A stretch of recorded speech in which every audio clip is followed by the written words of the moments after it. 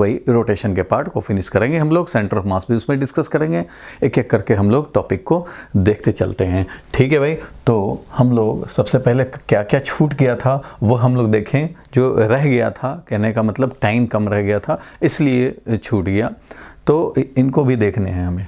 तो सबसे पहले कंजर्वेशन ऑफ एंगुलर मोमेंटम की बात करेंगे हम लोग। सबसे पहले किसकी बात करेंगे भाई? तो कंजर्वेशन ऑफ एंगुलर मोमेंटम की बात करेंगे। ठीक है भाई, तो कंजर्वेशन ऑफ एंगुलर मोमेंटम कहाँ से हम लोग देखेंगे? तो torque external, torque net external क्या होता था भाई? तो ये होता था rate of change of angular momentum with respect to time. किस तरह से भाई? जिस तरह से एफ नेट एक्सटर्नल फोर्स होता था dp/dt, न्यूटन्स सेकेंड लॉ, वही काम यहाँ भी है, न्यूटन सेकेंड लॉ का ही ये एनालॉगी है, सेम है। तो एंगुलर मोमेंटम में rate of change is net external force, और इसी से हम लोग बोल सकते हैं कि if net external force on a system is zero, then अगर ये जीरो है तो इसका मतलब dl/dt zero, dl/dt zero means angular momentum of the system is constant. Angular momentum of the system क्या हो जाएगा? वो कांस्टेंट हो जाएगा, और इसी को हम लोग बोलते हैं principle of conservation of angular momentum. Means as a rule कब हम लोग एंगुलर मोमेंटम किसी सिस्टम का कंजर्व करेंगे भाई? तो जब हमारा net external force on the system क्या हो? जीरो हो। और angular momentum of the system क्या होता है भाई? तो किसी भी सिस्टम में जितने भी पार्टिकल्स हैं, मान लो m1 है, m2 है, m3 है, तो इन सबके एंगुलर मोमेंटम का वेक्टर सम करने पड़ेंगे, L1 + L2 + L3 and so on, जो भी रहेंगे वो सबको करने पड़ेंगे। तब जा करके हमें जिस तरह से लीनियर मोमेंटम निकालते थे P1 + P2 + P3, वैसे ही एंगुलर मोमेंटम भी किसी सिस्टम का होगा, तो इन सारे पार्टिकल्स के एंगुलर मोमेंटम्स का वेक्टर सम होगा। क्लियर है? इसका यूज़ करके हम लोग क्या करते हैं? इसका यूज़ करके कई बार न्यूमेरिकल सॉल्व करने में काम आता है। फॉर एग्जांपल मान लो ये इस तरह से ये एक प्लेटफॉर्म है, मान लो डिस्क, बड़ा सा डिस्क हम लोग देखते हैं, और ये फिक्स्ड रहता है और अपने एक्सिस के अबाउट ये रोटेट कर रहा होता है, रोटेट कर रहा हो। और इसमें हम लोग कंजर्वेशन ऑफ एंगुलर मोमेंटम का यहाँ पे एप्लीकेशन देख सकते हैं कि कोई एक बंदा हो, मान लो यहाँ पे कोई एक पर्सन खड़ा है और इसने अपने हैंड में डंबल हैवी वेट लिया हुआ है, समझो हैवी वेट लिया हुआ है, इस तरह से समझो 5 kg इधर ले रखा है, 5 kg इधर रखा है, और ये टर्न टेबल है, इसको हम लोग बोलते हैं टर्न टेबल। मीन्स ये टेबल टर्न कराता रिटर्न होता रहेगा, ऐसे चलता रहेगा। ये टर्न टेबल के अराउंड ये है वर्टिकल एक्सिस जिसके अबाउट ये रोटेट कर रहा है विद एंगुलर वेलोसिटी मान लो दिया हुआ है 10 रेडियन/सेकेंड, इस तरह से दिया हुआ है। अब क्वेश्चन पूछा जाए भाई कि अगर हमारा ये हैंड जो इस तरह से किया हुआ है, अगर हैंड को फोल्ड कर ले, मीन्स ऐसे कर ले, अगर फोल्ड कर दे, यहाँ पे ले आए मास को, ठीक है, स्टार्टिंग में तो इसने स्ट्रेच कर रखा था हैंड को, बाद में इसने फोल्ड कर लिया, मीन्स अपने एक्सिस के पास ले आया समझो, तो उस कंडीशन में इस एंगुलर स्पीड का क्या होगा? मीन्स न्यू एंगुलर स्पीड हमारा क्या हो जाएगा? इंक्रीज हो जाएगा या डिक्रीज हो जाएगा, वो हम लोग देखना चाहते हैं। तो भाई चेंज तो होगा। क्यों चेंज होगा? देखो भाई, इसमें लग रहे हैं वर्टिकल फोर्स, एक वेट फोर्स है जो किधर लग रहा है भाई? तो वर्टिकली डाउनवर्ड लग रहा है। नॉर्मल फोर्स जो होगा मैन पे लग रहा है वो भी क्या है भाई? तो वर्टिकल फोर्स है। तो वर्टिकल फोर्स, ध्यान रखना ये फिक्स्ड पॉइंट है भाई कि vertical force and vertical axis, vertical force कभी भी वर्टिकल एक्सिस के अबाउट कोई टॉर्क नहीं बनाता। Vertical force and vertical axis, vertical force and vertical axis, अगर वर्टिकल फोर्स हो, वर्टिकल ही एक्सिस हो, means no torque, means no torque, कोई भी टॉर्क ऐसा में प्रोड्यूस नहीं हो पाएगा। भाई खुद सोचो, एक डोर है, मान लो इस तरह से एक डोर है, ये वॉल है, ये वर्टिकल है, इसी के अबाउट ये डोर रोटेट करता है भाई, जब पुश करोगे तो रोटेट करेगा। अब क्या मैं इस पे लटक जाऊं, कोई बंदा लटक जाए इस पे, ऐसे फोर्स लगाए डोर पे, तो क्या इससे इसमें रोटेशनल इफेक्ट आएगा? कोई डोर इस तरह से खुला हुआ हो, मान लो यही डोर है, ऐसे खुलता है भाई, तो इस पर पुश करोगे तो ये खुल जाएगा। और इस पर हम लोग लटक जाएं ऐसे करके, ऐसे फोर्स लगाएं, कोई बंदा ऐसे लटक जाए भाई, तो क्या उससे ये डोर रोटेशन करने लग जाएगा? रोटेशनल एक्सेलरेशन आ जाएगा क्या? नहीं, क्योंकि वर्टिकल फोर्स है और वर्टिकल ही एक्सिस है जिसके अबाउट रोटेट करते हैं, तो ऐसे कंडीशन में कोई टॉर्क नहीं बनता। तो टॉर्क कुछ नहीं बनेगा इसमें, जो भी वेट और नॉर्मल फोर्सेस हैं वो सब के सब वर्टिकल हैं, और वर्टिकल ही एक्सिस है जिसके अबाउट ये रोटेट कर रहा है, हॉरिजॉन्टल प्लेन में रोटेट कर रहा है। Horizontal plane means vertical axis of rotation. तो ऐसे में कोई टॉर्क नहीं बना, और कोई टॉर्क नहीं बना तो इस कंडीशन में हम लोग एंगुलर मोमेंटम मोमेंटम को कंजर्व कर सकते हैं। टॉर्क नहीं है तो एंगुलर मोमेंटम को कंजर्व कर सकते हैं। तो initial angular momentum is equal to final angular momentum बोल सकते हैं, means before folding the hand और आफ्टर फोल्डिंग द हैंड। तो ये वाला बिफोर वाली बात हो गई इनिशियल, और ये क्या हो गया आफ्टर फोल्डिंग द हैंड्स। ठीक है, क्लोज ले है। तो मोमेंट ऑफ इनर्शिया की बात करें हम लोग, ये एंगुलर मोमेंटम तो कंजर्व करेंगे, बट मोमेंट ऑफ इनर्शिया के बारे में जरा सोचो। तो पहले वाला जो मोमेंट ऑफ इनर्शिया था आई नॉट, वो हमारा था लेस देन या ग्रेटर देन क्या था, बाद वाले से। बाद वाला मान लो आई डैश है, तो पहले वाला मोमेंट ऑफ इनर्शिया ज़्यादा था या बाद वाला मोमेंट ऑफ इनर्शिया ज़्यादा है? तो पहले वाला मोमेंट ऑफ इनर्शिया लार्ज है। क्यों भाई? क्योंकि एक्सिस से ज़्यादा सेपरेशन पे है। एक्सिस से ज़्यादा सेपरेशन होने का मतलब है कि m इंटू आर स्क्वायर, याद होगा हर मास का अपना इंडिविजुअल mr² कंट्रीब्यूट होता है, तब जाकर मोमेंट ऑफ इनर्शिया मिलता है। इट मीन्स ये वाला मास जब यहाँ था तो ये r इसका इन्वॉल्व हो रहा था, ये मास जब यहाँ था ये r इन्वॉल्व हो रहा था, mr² कंट्रीब्यूशन ऐसा दे रहा था। अब वही मास जब यहाँ पे आ गया है तो उस कंडीशन में बहुत कम रेडियस रह गया, बहुत कम एक्सिस से सेपरेशन रह गया, तो उसका कंट्रीब्यूशन कम हो गया। बाकी जो जैसे थे वैसे ही हैं, इसलिए final moment of inertia reduce हो गया, क्योंकि क्लोज आया तो फाइनल मोमेंट ऑफ इनर्शिया कम होगा, इनिशियल मोमेंट ऑफ इनर्शिया ज़्यादा होगा। तो ये हमारा फैक्ट है भाई। तो ये फैक्ट है, तो इस हिसाब से हम लोग काम करेंगे। पहले वाला जो एंगुलर मोमेंटम था, पहले वाला एंगुलर मोमेंटम, ये हम लोग लिख सकते हैं कि I1 into omega 1 is equal to I2 into omega 2, ऐसा लिख सकते हैं। तो I1 है हमारा, मान लो ये I0, तो ये ज़्यादा है भाई। तो हम लोग क्या करें, ओमेगा 2 हमें निकालना है। ओमेगा 2 बोलें या ओमेगा डैश बोलें, जैसे भी बोलें, वो क्या हो जाएगा भाई ओमेगा t का वैल्यू। तो ओमेगा 2 का वैल्यू हो जाएगा I1 omega 1 divided by I2। अब इसमें तुम देखो कि हमारा कौन लार्ज है भाई, तो यहाँ पे I2, यही है I2, ये I2 बोल सकते हैं, ये I1 बोल सकते हैं। तो I2 हमारा स्मॉल हो चुका है, तो I2 स्मॉल हो गया है, ये वैल्यू कम हो गया है। इट मीन्स अगर मैं इसको बोलूँ कि I1 बाई I2 है और इंटू ओमेगा 1 है, तो सिंस I2 इज स्मॉलर, तो ये I1 अपॉन I2 क्या हो गया, ग्रेटर देन 1 हो गया। मीन्स ये वाला जो हो गया वो ग्रेटर देन 1 हो गया, और हमारा यहाँ पे है ओमेगा 1। इट मीन्स देख रहे हो I2 हमारा स्मॉल है, ये वाला हमारा लार्ज है। इसका मतलब हो गया कि ये ग्रेटर देन 1 है और ग्रेटर देन 1 है, और ओमेगा 1 से मल्टीप्लाई करो, means omega 2 will be greater than omega 1। खुद भी सोचो भाई, I1 इंटू ओमेगा 1 कॉन्स्टेंट रहना है, इसलिए मोमेंट ऑफ इनर्शिया रिड्यूस्ड हुआ तो एंगुलर स्पीड को बढ़ना पड़ेगा, सच दैट कि इनका प्रोडक्ट क्या रहे, सेम रहे। मोमेंट ऑफ इनर्शिया अगर हाफ हो गया है तो angular momentum, angular velocity will be doubled. So moment of inertia का वैल्यू रिड्यूस होने से angular speed will increase, so angular speed बढ़ जाएगा भाई। तो कंजर्वेशन ऑफ एंगुलर मोमेंटम हम लोग अप्लाई कर सकते हैं, बिल्कुल कर सकते हैं। क्लियर है यहाँ तक, कोई कन्फ्यूजन नहीं? चलो और एग्जाम्पल भी देख सकते हैं हम लोग, और एग्जाम्पल भी देख सकते हैं। देखो और एग्जाम्पल दिखाता हूँ मैं तुम्हें। इसमें तो ये एनालाइज करने के लिए हो गया कि इंक्रीज होगा या डिक्रीज होगा। कभी ऐसा भी होता है कि मान लो इस तरह से टर्न टेबल ही है, सर इसी का एग्जांपल देखते हैं। टर्न टेबल ही है, लेकिन इस पे कोई नहीं था भाई, इस पे कोई नहीं था, ये ऐसे ही चल रहा था बेचारा, अपने एक्सिस के अबाउट ये रोटेट कर रहा था। अब क्या हो गया, ये जो टर्न टेबल है वो डिस्क है एक्चुअली। ये टर्न टेबल क्या है भाई, तो डिस्क है। तो ये डिस्क है जिसका कि मास m रेडियस r है, बिल्कुल ठीक है भाई। चल रहा है एंगुलर स्पीड ओमेगा से, ठीक है। ओमेगा 1 बोलें तो कुछ भी है भाई, 2 पाई रेडियन पर सेकेंड या कुछ भी वैल्यू दे दिया हुआ है। अब इसमें से क्या हुआ, तो इसमें से भाई एक पीस यहाँ से m मास का गिर गया, इसके सरकमफ्रेंस से m मास का डिटैच हो गया, समझो कि नीचे फॉल कर गया। m मास रनिंग कंडीशन में, ये मूव करते हुए कंडीशन में ये फॉल कर गया, तो ये m मास इसके सरकमफ्रेंस से फॉल कर गया। तो इस न्यू कंडीशन में एंगुलर मोमेंटम अब क्या हो जाएगा भाई, यहाँ से फॉल करेगा तो अब मोमेंट ऑफ इनर्शिया का वैल्यू तो कम हो जाएगा। पहले तो यहाँ था, पहले ये वाला मास इसमें था, अब यहाँ से टूट के गिर गया। समझो कि पहले भी टूटा था, किसी ने फेविकोल से लगा दिया था, फेविकोल फिर से हमारा रोटेट करते टाइम लूज पड़ गया और ये फिर से m मास फॉल कर गया। टोटल मास तो m था डिस्क का टोटल मास कितना था भाई, तो टोटल मास तो m था। अब उसमें से ये m मास निकल गया। तो देखो भाई, सबसे पहले ओमेगा डैश अगर निकालना चाहते हो तो पहले मोमेंट ऑफ इनर्शिया का हिसाब करना पड़ेगा। क्यों? क्योंकि एंगुलर मोमेंटम का कंजर्वेशन तुम जरूर अप्लाई कर सकते हो, ठीक है। और एंगुलर मोमेंटम का कंजर्वेशन अप्लाई करना means I1 omega 1 is equal to क्या करोगे भाई, तो I2 ओमेगा 2 करोगे, बिल्कुल करोगे। और इसी से हम लोग ओमेगा 2 का वैल्यू कैलकुलेट कर सकते हैं, क्योंकि टॉर्क एक्सटर्नल, जब भी इस तरह का वर्टिकल एक्सिस वर्टिकल फोर्सेस हों तो टॉर्क एक्सटर्नल 0 है, एंगुलर मोमेंटम कंजर्व्ड है।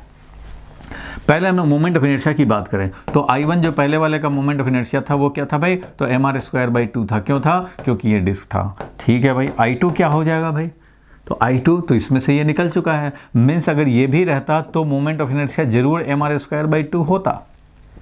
mr²/2 में इसका भी कंट्रीब्यूशन, लेकिन अब ये निकल चुका। और कितने रेडियस से निकल चुका है भाई, r रेडियस वाले पॉइंट से निकल चुका है। मीन्स इसमें से तुमको स्मॉल mr² सब्ट्रैक्ट करने पड़ेंगे। क्यों, क्योंकि इसमें, इस टोटल डिस्क में ये वाला मास इंक्लूडेड था। ठीक है, इंक्लूडेड था, लेकिन अब ये डिटैच हो चुका है तो इसका कंट्रीब्यूशन हटाओ।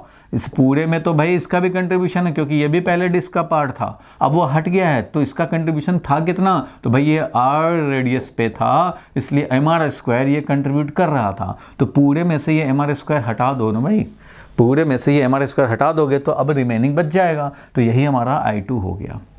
क्योंकि भाई I2 में हम लोगों को सबका कंट्रीब्यूशन नहीं लेने हैं, इसका नहीं लेने हैं। तो जब mr²/2 लिख दिया तो इसका मतलब सबका कंट्रीब्यूशन काउंट हो गया। इसका भी जब ये था अपने स्लॉट में तब का है ये मोमेंट ऑफ इनर्शिया। अब इसमें से तो ये निकल चुका, तो फाइनल स्टेज में इसका कंट्रीब्यूशन इस पूरे में से हटाओ, तो इनका कंट्रीब्यूशन हमने निकाल दिया, क्योंकि ये मास r रेडियस पे था। ठीक है, ये इतना बन गया।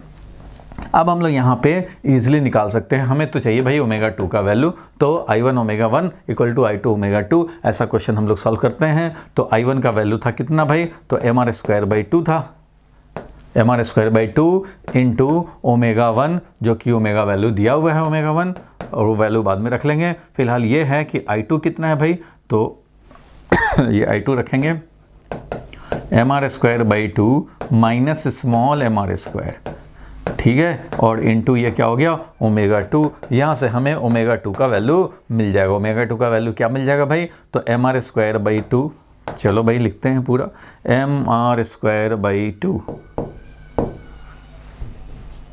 फिर से थोड़ा स्पेस कम है, तो mr²/2 divided by mr²/2 minus mr², ऐसा करेंगे। r² तो कॉमन लेके शहीद कर ही सकते हो, यहाँ पे mr²/2 भी कर सकते हो, हटा सकते हो।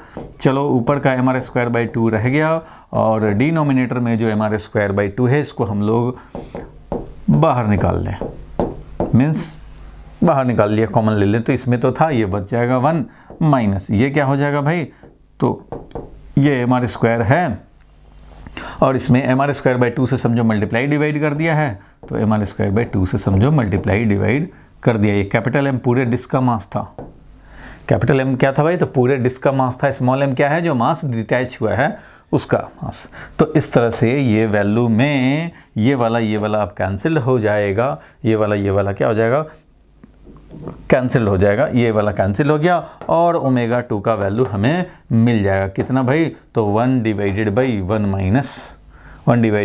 Minus small mr² divided by capital mr²/2।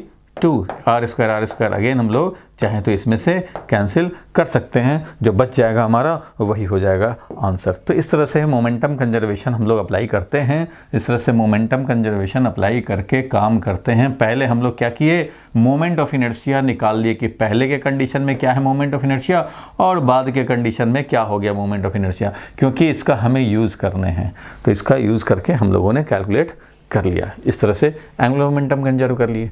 तो कई बार एंगुलर मोमेंटम कंजर्व करने पे इक्वेशन तुम्हें आएंगे, लिखने पड़ेंगे, और वो काम करने पड़ेंगे तुम्हें, ठीक है। कभी ऐसा भी एग्जांपल आता है भाई कि स्विमिंग पूल से कोई जंप मार रहा, स्विमिंग पूल में कोई जंप मारता है, ऐसे ऊपर जाकर के जंप मारता है, और मैन जो है, जब ये मैन फॉल कर रहा है, ऐसे मान लो फॉल कर रहा है, तो रास्ते में ये क्या करता है, अपना बॉडी को इस तरह से फोल्ड कर लेता है, इस तरह से फोल्ड कर लेता है, और यहाँ पे इसका एंगुलर स्पीड बढ़ जाता है। फिर ये रोटेट करता हुआ फाइनली जब ये फिर से बॉडी को स्ट्रेच करता है, फिर से बॉडी को स्ट्रेच करके, और तब ये इसमें डाइव करता है, वाटर में डाइव करता है। तो बीच में जो यहाँ पे इस तरह से, ऐसे तो स्ट्रेट था बॉडी, और स्ट्रेट बॉडी था, और उसके बाद इसने गोला जो बनाया यहाँ पे, मीन्स पास जब लाया, फोल्ड कर लिया है हैंड्स को, लेग्स को, तो उस कंडीशन में इसका रोटेशनल स्पीड बढ़ जाता है। ठीक है। जिस तरह से इसका भी था कि ये अगर हमारा टर्न टेबल पे रोटेट कर रहा हो तो ये जब जब स्ट्रेच करेगा इसका एंगुलर स्पीड कम हो जाएगा, क्योंकि मोमेंट ऑफ इनर्शिया बढ़ने से एंगुलर स्पीड कम हो जाएगा। जब फोल्ड करेगा तो एंगुलर स्पीड बढ़ जाएगा। मीन्स जब स्ट्रेच किया तो ऐसे ऐसे रोटेट कर रहा है, और जब ये फोल्ड कर लिया तो मोमेंट ऑफ इनर्शिया कम हो गया तो इसका एंगुलर स्पीड बढ़ जाएगा ऐसे। तो इस तरह का कंजर्वेशन ऑफ लीनियर मोमेंटम की तरह कंजर्वेशन ऑफ एंगुलर मोमेंटम हम लोग अप्लाई कर सकते हैं। क्लियर है यहाँ तक? Conservation of angular momentum apply करने के लिए नेट टॉर्क का 0 होना ज़रूरी होता है। चलो क्लियर है यहाँ तक बात? आगे बढ़ते हैं हम लोग। और एक पॉइंट छूट गया था, इस पर भी हम लोग न्यूमेरिकल प्रैक्टिस करेंगे। न्यूमेरिकल आएगा भाई, न्यूमेरिकल आएगा जो हम लोग नेक्स्ट जो न्यूमेरिकल प्रॉब्लम वाला क्लास रखेंगे। Kinetic energy in case of pure rolling and hence speed of different point pure rolling body का। देखो भाई, जब भी कोई प्योर रोलिंग हो रहा होता है, याद होगा रोटेशन पार्ट 1 में हम लोगों ने देखा था भाई, रोटेशन पार्ट 1 में देखा था हम लोग कि ये जब कोई रोलिंग बॉडी होता है, कैसा बॉडी भाई? तो प्योर रोलिंग करता हुआ बॉडी हो तो उस कंडीशन में कोई स्लिपिंग नहीं होता है, दैट इज नो स्लिपिंग। कोई स्लिपिंग नहीं है, ना फॉरवर्ड स्लिपिंग है ना बैकवर्ड स्लिपिंग है। और इस कंडीशन में v सेंटर ऑफ मास का क्या होता है भाई? तो r ओमेगा होता है। एक्सेलरेशन सेंटर ऑफ मास का क्या होता है? तो भाई तो r अल्फा होता है। बिल्कुल होता है, ये सब होते हैं। चलो भाई, तो प्योर रोलिंग करता हुआ ये ऐसे जा रहा है, इसका रेडियस r है, ये सेंटर ऑफ मास का कुछ वेलोसिटी होगा भाई। सेंटर ऑफ मास का क्या वेलोसिटी होता है पता ही है तुम्हें? सेंटर ऑफ मास का वेलोसिटी होता है कितना? तो वो r ओमेगा होता है। सेंटर ऑफ मास का वेलोसिटी क्या है भाई? तो r ओमेगा है। बिल्कुल ठीक बात है। इस तरह से ये करता हुआ जा रहा है। हमें चाहिए काइनेटिक एनर्जी कितना है इसका। Kinetic energy in case of pure rotation नहीं, प्योर रोलिंग। प्योर रोलिंग की बात कर रहे हैं। काइनेटिक एनर्जी प्योर रोटेशन में तो जानते ही हैं। अगर हम लोग प्योर रोलिंग में हम लोग काइनेटिक एनर्जी लिखना चाहें तो पता है तुम्हें, rolling motion is combined motion, इसलिए प्योर रोटेशन का काइनेटिक एनर्जी लिखने पड़ेंगे plus kinetic energy pure translational motion का, क्योंकि दोनों काम हो रहे हैं। ये रोटेट भी कर रहा है और साथ साथ आगे भी बढ़ रहा है। इसका मतलब यही हो गया कि ट्रांसलेशनल मोशन के कॉरस्पॉन्डिंग भी और रोटेशनल मोशन के कॉरस्पॉन्डिंग भी। तो रोटेशनल मोशन में तो हम लोग देखेंगे कि फॉर्मूला यहाँ पे अप्लाई करना पड़ेगा हमें, half ICM into omega square, because combined motion is nothing but pure translational pure rotational motion about centre of mass, about centre of mass and pure translational motion of centre of मास। पूरे body का translational motion कौन represent करेगा? Centre of मास, इसलिए centre of mass का velocity use किया। Pure rotation किसके about लेना है भाई? तो अबाउट सेंटर ऑफ मास, लिए सेंटर ऑफ मास के अबाउट एक्सिस का हम लोग मोमेंट ऑफ इनर्शिया निकालेंगे। इस तरह से लिखते हैं भाई। ठीक है भाई, बहुत बढ़िया। इस पॉइंट को बोलते हैं कांटेक्ट पॉइंट। इस पॉइंट को क्या बोलते हैं? Contact point. यही तो पॉइंट अभी कांटेक्ट में है। मान लो A है पॉइंट, यहाँ B है पॉइंट। थोड़े टाइम के बाद क्या होगा? हाफ रोटेशन के बाद ये B ही हमारा कांटेक्ट पॉइंट बन जाएगा और A पॉइंट हमारा टॉप पे चला जाएगा भाई। इस तरह से हो जाएगा। बिल्कुल होता है ये सब तो काम।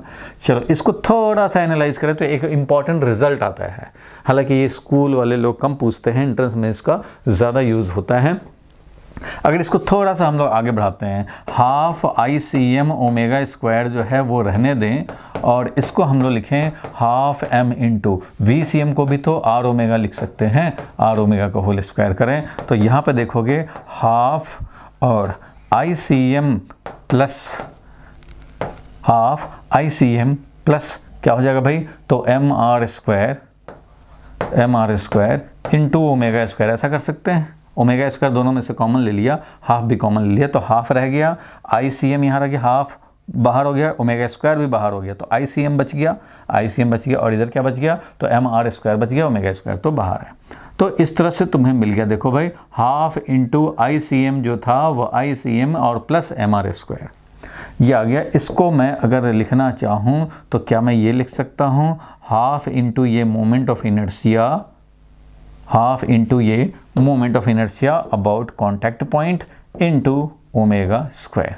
Kinetic energy in case of pure rolling में ये काइनेटिक एनर्जी आया। जैसे ही ये आया तो दिमाग का बत्ती जल जाना चाहिए।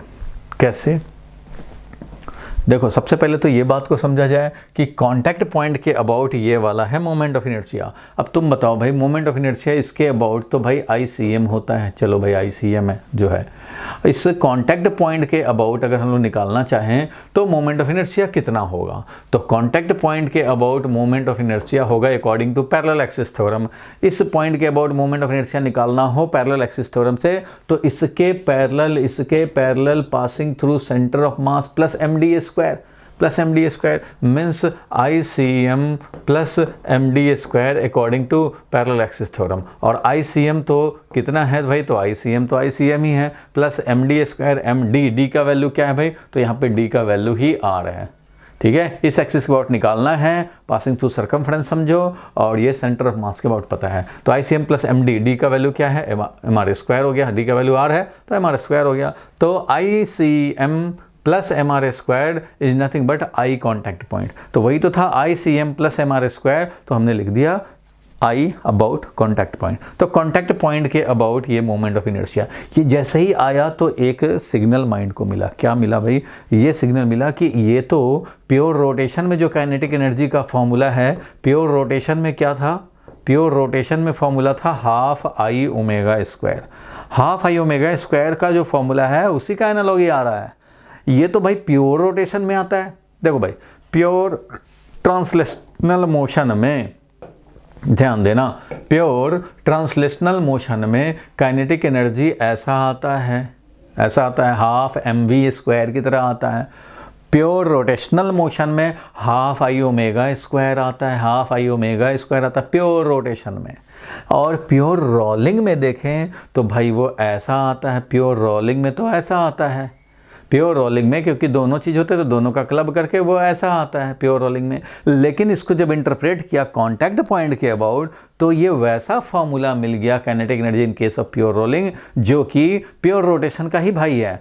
हाफ है moment of inertia about centre of मास के बदले में अबाउट कांटेक्ट पॉइंट अगर लिखें, और बाकी तो वही है फॉर्मेट। इसका मतलब प्योर रोटेशन वाला फॉर्मेट में आ गया ये। तो हम लोग कंक्लूजन क्या लिख सकते हैं कि प्योर रोलिंग बॉडी जो था, प्योर रोलिंग बॉडी, वो जब इस प्योर रोलिंग बॉडी में जो काइनेटिक एनर्जी मिला वो इस तरह का मिल गया कि इससे कंक्लूजन हमें ये मिला कि प्योर रोलिंग में जो काइनेटिक एनर्जी ऐसा हुआ वो अब ऐसे में कन्वर्ट हो सकता है। इसका मतलब प्योर रोलिंग बॉडी भी प्योर रोटेशन में समझा जा सकता है, प्योर रोटेशन में समझा जा सकता है। लेकिन वो प्योर रोटेशन किसके अबाउट, क्योंकि एक्चुअल में तो ये कंबाइंड है भाई motion, rolling motion is combined motion. लेकिन अगर हम लोग ग्राउंड के रिस्पेक्ट में देखें तो बिल्कुल कंबाइंड है, बिल्कुल कंबाइंड मोशन है भाई। ट्रांसलेशनल भी हो रहा है, रोटेशनल भी हो रहा है। किसके रिस्पेक्ट में, with respect to ground only. लेकिन अगर हम लोग कांटेक्ट पॉइंट के अबाउट देखें तो कांटेक्ट पॉइंट के अबाउट देखें तो भाई कांटेक्ट पॉइंट ही अगर ये है ऑब्जर्वर, तो समझो उसके लिए तो मोमेंट ऑफ इनर्शिया ये आ रहा है with respect to contact point. With respect to contact point के अबाउट हम लोग देख रहे हैं, कांटेक्ट पॉइंट एक्सिस के अबाउट देख रहे हैं तो हमारा ऐसा आ रहा है, जबकि ग्राउंड के रिस्पेक्ट में देख रहे हैं तो ऐसा आ रहा है। Means with respect to ground rolling motion, जो रोलिंग मोशन है वो कंबाइंड मोशन है, रोलिंग मोशन इज कंबाइंड। ये तो भाई हमारा कंबाइंड ही है, कंबाइंड ट्रांसलेशनल एंड रोटेशनल ही है। बट हमारा with respect to contact point अगर हम लोग देखें तो with respect to contact point क्या कंक्लूजन हम लोग निकाल सकते हैं भाई, कि rolling motion can be, rolling motion जो है उसको हम लोग समझ सकते हैं, rolling motion can be assumed to be, कैसा हम लोग समझ सकते हैं भाई, can be assumed to be in, can be assumed to be in pure rotation. Pure rotation किसके अबाउट, प्योर रोटेशन ऐसे ही नहीं समझ लोगे, ग्राउंड के रिस्पेक्ट में नहीं, about contact point axis, about contact point axis. ठीक है, कॉन्टैक्ट पॉइंट एक्सिस के अबाउट हम लोग इसको प्योर रोटेशन में समझ सकते हैं, और ये कॉन्टैक्ट पॉइंट एक्सिस के अबाउट प्योर रोटेशन में समझ सकते हो। इसलिए हेंस, ये बहुत इंपॉर्टेंट पॉइंट लिख रहा हूँ, हेंस कॉन्टैक्ट पॉइंट एक्सिस, जो कॉन्टैक्ट पॉइंट से पास होता हुआ जो एक्सिस है, कॉन्टैक्ट पॉइंट से पास होता हुआ जो एक्सिस है, मीन्स ये वाला एक्सिस, ये वाला एक्सिस जो कॉन्टैक्ट पॉइंट से पास होता हुआ, ये सेंटर ऑफ मास वाला नहीं, ये कॉन्टैक्ट पॉइंट से पास होने वाला जो एक्सिस है, contact point axis can be taken, इसको हम लोग लेते हैं can be taken to be instantaneous axis of rotation। Instantaneous axis of rotation, इसको बोला भी जाता है इंस्टेंटेनियस एक्सिस ऑफ रोटेशन है।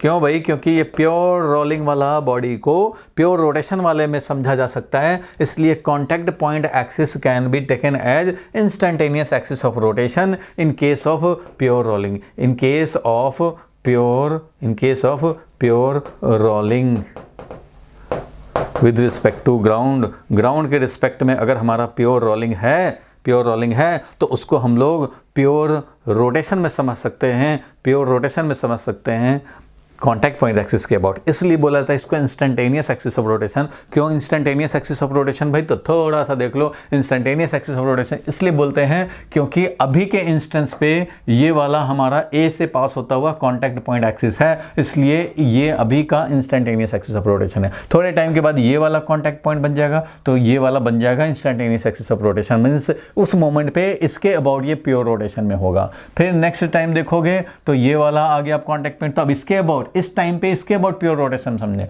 अब ये बी यहाँ कॉन्टैक्ट पॉइंट आ गया, तो अभी के टाइम में ये बी के अबाउट प्योर रोटेशन में समझा जा सकता है। लेकिन ये अभी प्योर रोटेशन में समझा तो जा सकता है बी पॉइंट के अबाउट, लेकिन ये बड़े टाइम इंटरवल के लिए नहीं समझा जा सकता, क्योंकि जैसे ही थोड़ा आगे बढ़ा तब तक ये पॉइंट चेंज हो गया, अब ये इसके अबाउट प्योर रोटेशन में। सो ये एक इंस्टेंस के लिए ही एक्सिस ऑफ रोटेशन है, ये दूसरे इंस्टेंस पे दूसरा एक्सिस ऑफ रोटेशन है, तीसरे एक्सिस पे तीसरा एक्सिस ऑफ रोटेशन है। इस तरह से हर इंस्टेंस का अलग अलग कॉन्टैक्ट पॉइंट है, अलग अलग एक्सिस ऑफ रोटेशन है, जिसके अबाउट इस रोलिंग बॉडी को प्योर रोटेशन में समझा जा सकता है। इसलिए इसका नाम इंस्टेंटेनियस एक्सिस ऑफ रोटेशन है। इसका फायदा क्या मिलेगा? अरे भाई इसका फायदा तो बहुत मिलेगा। एक तो हमें ये समझ में आ गया काइनेटिक एनर्जी प्योर रोलिंग में क्या होता है भाई, तो कंबाइन करके डील करो, या तो भाई कॉन्टैक्ट पॉइंट्स के अबाउट मोमेंट ऑफ इनर्शिया निकाल के आप कर लो काम। दूसरी बात यहाँ पे ये इससे बहुत बड़ा फायदा क्या मिला, बहुत बड़ा फायदा ये मिला कि अगर हमारा ये प्योर रोलिंग वाला बॉडी ये कॉन्टैक्ट पॉइंट के अबाउट प्योर रोटेशन में समझा जा सकता है इस मोमेंट पे, इस पर्टिकुलर मोमेंट पे, तो कम से कम ये एक्सिस ही हमारा प्योर रोटेशन के लिए है, प्योर रोटेशन में समझा जा सकता है रोलिंग बॉडी। तो अगर किसी मोमेंट पे भी प्योर रोटेशन में इसको समझ सकते हैं तो इस टाइम पे हम लोग various point on this solid का स्पीड बता सकते हैं, क्योंकि ये ओमेगा एंगुलर स्पीड से प्योर रोटेशन में है about contact point axis. About contact point axis omega angular speed से ये प्योर रोटेशन में है, प्योर रोलिंग वाला बॉडी। तो इसका स्पीड क्या होगा भाई? तो कोई भी चीज़ जब प्योर रोटेशन में है तो v होता है r इंटू ओमेगा होता है भाई। जब भी कोई भी बॉडी किसी के अबाउट भी प्योर रोटेशन में है, इसके अबाउट मान लो प्योर रोटेशन में है, r1 रेडियस पे है तो बोलेंगे इसका v है r1 ओमेगा। ये अगर r2 रेडियस पे है तो बोलेंगे इसका v होगा r2 ओमेगा। ये अगर r3 रेडियस है तो बोलेंगे इसका r3 ओमेगा। सिमिलरली यहाँ पे जो ये कॉन्टैक्ट पॉइंट है इसके अबाउट ये वाला जो है हमारा वो तो r है, सेंटर ऑफ मास यहाँ है। तो सेंटर ऑफ मास का अगर हम लोग linear velocity, centre of mass का लीनियर वेलोसिटी अगर निकालना चाहें तो बोल सकते हैं कि इसके अबाउट ये centre of mass pure rotation, मतलब ये आगे ऐसे कंटिन्यू होता तो ये इस तरह से चलता, बट ये तो किसी मोमेंट के लिए है, अभी के मोमेंट के लिए तो कम से कम है ये इस एक्सिस पे, इसके अबाउट प्योर रोटेशन में। तो अभी का इसका सेंटर ऑफ मास का वेलोसिटी क्या होगा भाई? तो ये वाला r into omega, means capital R into omega. अब बोल दिया जाए कि अच्छा भाई प्योर रोलिंग में बॉडी है, जो टॉप पॉइंट है उसका स्पीड क्या होगा भाई? तो इसका स्पीड क्या होगा? टॉप पॉइंट पे है, इसका स्पीड क्या होता है? अरे भाई तुम टॉप पे हो चाहे कहीं हो, इसके अबाउट तो अभी प्योर रोटेशन में हो, तो इसका स्पीड हो जाएगा। वैसे ही v हम लोग टॉप का निकालेंगे तो r इंटू ओमेगा, मीन्स ये वाला जो है वो किस रेडियस पे समझा जाएगा भाई? तो ये वाला अभी के टाइम के हिसाब से ये इस रेडियस पे समझा जाएगा, प्योर रोटेशन करता हुआ इस रेडियस पे समझा जाएगा भाई, इसके अबाउट कर रहा है। लेकिन अभी हमारा ये कॉन्टैक्ट पॉइंट है, इसलिए अभी इसको हम लोग समझ सकते हैं प्योर रोटेशन में, और इस हिसाब से ये वाला r इंटू ओमेगा करेंगे, मीन्स 2 इंटू r। ये वाला क्या है? ये वाला अगर रेडियस r है, ये भी रेडियस r है, तो 2r इंटू ओमेगा करेंगे। It means 2 times r omega, it means 2 times velocity of centre of mass. तो कई बार पूछ दिया जाता है कि अच्छा भाई प्योर रोलिंग में कोई बॉडी है तो उसका बताओ कि टॉप पॉइंट का क्या वेलोसिटी है? तो भाई 2r ओमेगा है, 2 इंटू VCM है। चलो इसी का यूज़ करके कई बार ये क्वेश्चन पूछा गया है, कई बार पूछते हैं लोग ये कि अगर कोई प्योर रोटेशन में करता हुआ जा रहा हो तो इसका तो हो गया 2r इंटू ओमेगा, अगर ये r है ये सेंटर ऑफ मास है, तो सेंटर ऑफ मास का तो R omega, capital R omega, क्योंकि यही कॉन्टैक्ट पॉइंट एक्सिस है। इसका हमारा 2r ओमेगा हो गया, 2 VCM हो गया, मीन्स 2r इंटू ओमेगा हो गया। इसका हमारा VCM जो कि r इंटू ओमेगा हो गया। इस पॉइंट का क्या होगा वेलोसिटी, ये भी पूछा जा सकता है कि भाई इस पॉइंट पे क्या होगा वेलोसिटी। तो इस पॉइंट का वेलोसिटी होगा, ये है इंस्टेंटेनियस एक्सिस ऑफ रोटेशन, तो ये मिलाओ और इसी रेडियस पे अभी ये है लोकेटेड, इसी रेडियस पे ये आगे चलेगा। तो इसलिए इसका वेलोसिटी क्या हो जाएगा भाई, मान लो अगर ये P पॉइंट है तो VP इज इक्वल ये R, तो ये R कितना है भाई, तो ये R कितना है, ये कैपिटल R है, ये भी कैपिटल R है, ये 90 डिग्री है, तो ये √2R है। कितना है, √2R है। तो यहाँ पे लिखेंगे √2R इंटू ओमेगा, और √2R इंटू ओमेगा मतलब √2 इंटू R ओमेगा क्या है, VCM। तो कई बार VCM के टर्म में। अब इसका कोई पूछे इसका वेलोसिटी क्या होगा भाई, मान लो ये B पॉइंट है या C पॉइंट है, चलो C पॉइंट है ये, तो इसका वेलोसिटी क्या होगा, तो ये है इंस्टेंटेनियस एक्सिस को ज्वाइन करने वाला लाइन, तो इसी के परपेंडिकुलर चलेगा ये, क्योंकि ये इसके अबाउट ऐसे रोटेट करेगा भाई इस वाले रेडियस पे।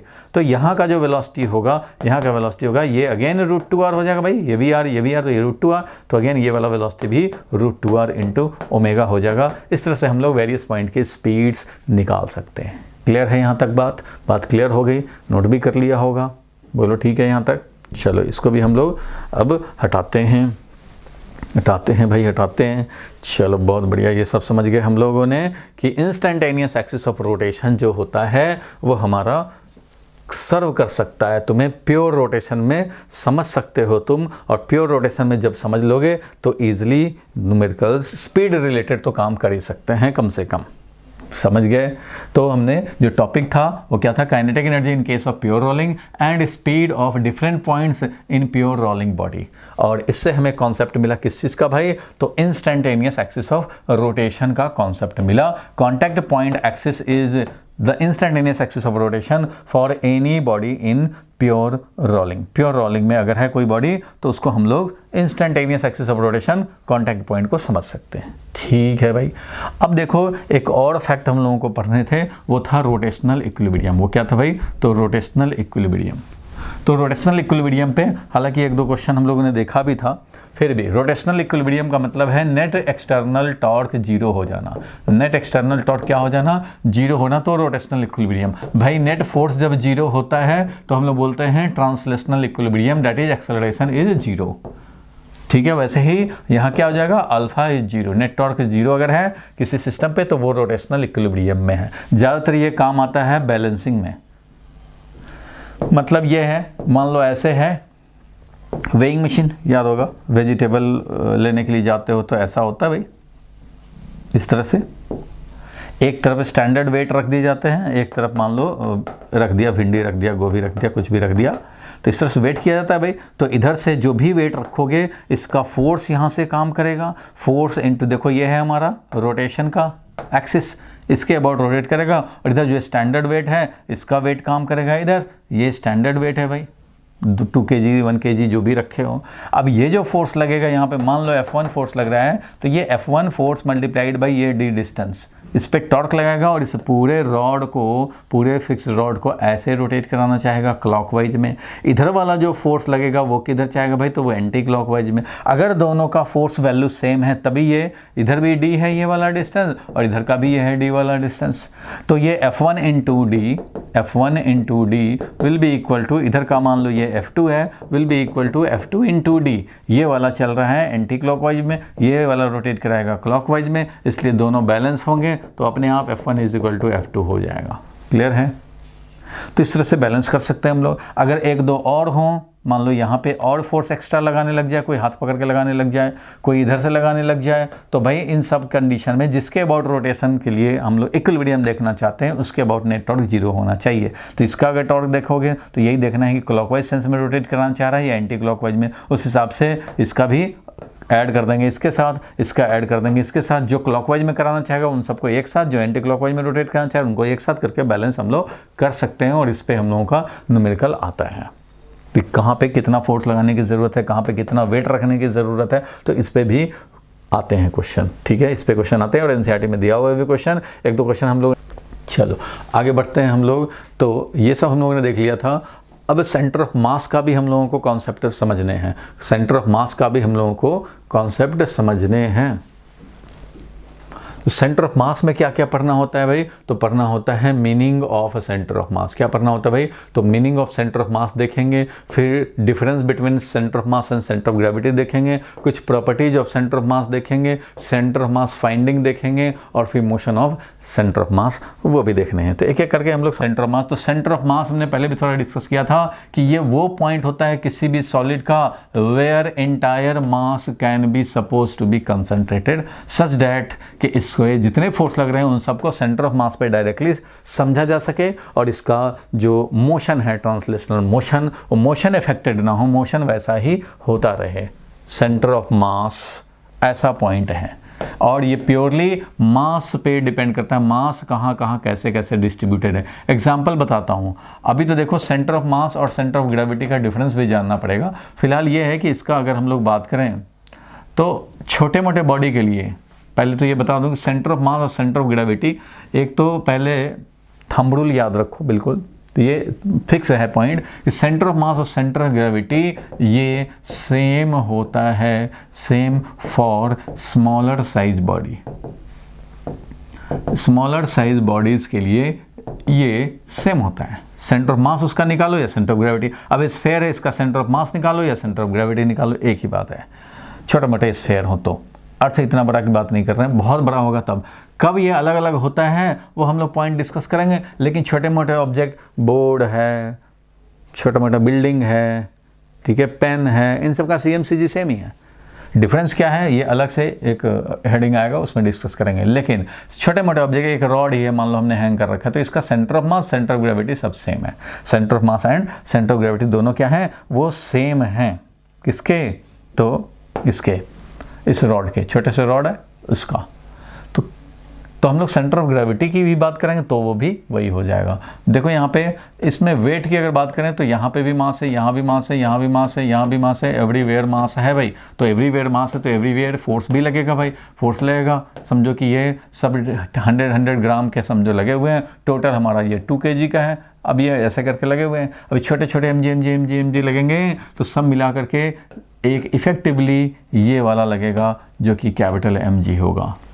क्यों, ऐसा क्यों समझे भाई, तो ऐसे इसलिए समझोगे। देखो अगर मैं बोलूं कि चलो सीलिंग से इसको हैंग कर दो और एक स्ट्रिंग लगा करके इसको हॉरिजॉन्टल ही मेंटेन रखने हैं, इस रॉड को हॉरिजॉन्टल ही मेंटेन रखने हैं, तो क्या करूं, तो क्या करूं, थ्रेड को बीच में लगाऊं या एंड पे लगाऊं। अगर मैं थ्रेड को एंड पे लगाऊंगा तो ये ऐसे, जैसे ही इसको छोड़ूंगा रिलीज करेंगे तो ये क्या करेगा, ये ऐसे हो जाएगा, ये क्या हो जाएगा, ऐसे हो जाएगा, और फाइनली ये ऐसे वर्टिकल हो जाएगा। अगर तुम इधर फोर्स लगाओगे, अगर तुम इधर स्ट्रिंग लगा दो, मान लो इधर स्ट्रिंग लगा देते हो, तब भी तुम इसको हॉरिजॉन्टल बैलेंस नहीं कर पाओगे। ये क्या होगा भाई, तो इस पे वेट फोर्स ऐसे लगेगा और ये इस तरह से फिर से स्ट्रेट हो जाएगा। तुम अगर हॉरिजॉन्टल का हॉरिजॉन्टल मेंटेन करना चाहते हो तो तुम्हें भाई इन सारे वेट, छोटे छोटे फोर्स का जो इफेक्टिवली जहाँ से लग रहा है उसके जस्ट अपोजिट लगाने पड़ेंगे ये टेंशन का फोर्स, तभी ये काउंटर बैलेंस कर पाएगा, टॉर्क नहीं बनेगा और ये ऐसे कैसे इक्विलिब्रियम में रहेगा। इट मीन्स ये छोटे छोटे जो वेट फोर्स थे वो सब यहाँ से लगता हुआ इफेक्टिव था, तभी तो इसके जस्ट अपोजिट लगाया तो काउंटर बैलेंस हो गया। इट मीन्स इंटायर मास को अगर हम लोग छोटा सा पॉइंट, ये वाला P पॉइंट समझ लें और यहीं P पॉइंट पे ही पूरा मास समझें, तो पूरा मास mg वेट लगा दें यहाँ और यहाँ लगा दें टेंशन का फोर्स, यहाँ क्या लगा दिया, टेंशन का फोर्स, तो ये काउंटर बैलेंस्ड हो जाएगा और ये रह जाएगा। इट मीन्स सारे फोर्स को हम लोग कंसंट्रेट समझ सकते हैं सेंटर ऑफ मास पे, और हम लोग नेट फोर्स 0 पाए इसलिए अपना इक्विलिब्रियम में है। इस तरह से हम लोग समझ सकते हैं। तो centre of mass, centre of gravity, ये CG CM दोनों है, यहाँ पे दोनों एक ही चीज़ है। अलग कब होता है वो जरा समझे। तो सेंटर ऑफ मास नाम से क्लियर है, सेंटर ऑफ मास मतलब मास डिस्ट्रीब्यूशन का सेंटर। अब एक मास यहाँ हो जाए 2 kg, एक मास यहाँ हो जाए 2 kg, तो ऐसा दो सिस्टम का सेंटर ऑफ मास कहाँ होगा, तो एग्जैक्टली मिड पॉइंट पे, एग्जैक्टली मिड पॉइंट पे होगा, क्योंकि ये दो मास यहाँ से इक्वल डिस्टेंस पे डिस्ट्रीब्यूटेड हैं, तो ये इनका सेंटर पे होगा, दैट इज मिड पॉइंट पे होगा। सेंटर ऑफ मास प्योरली जो है हमारा मास डिपेंडेंट होता है। अब देखो सेंटर ऑफ मास और सेंटर ऑफ ग्रेविटी का डिफरेंस बताऊंगा तुम्हें और क्लियर हो जाएगा ये बात।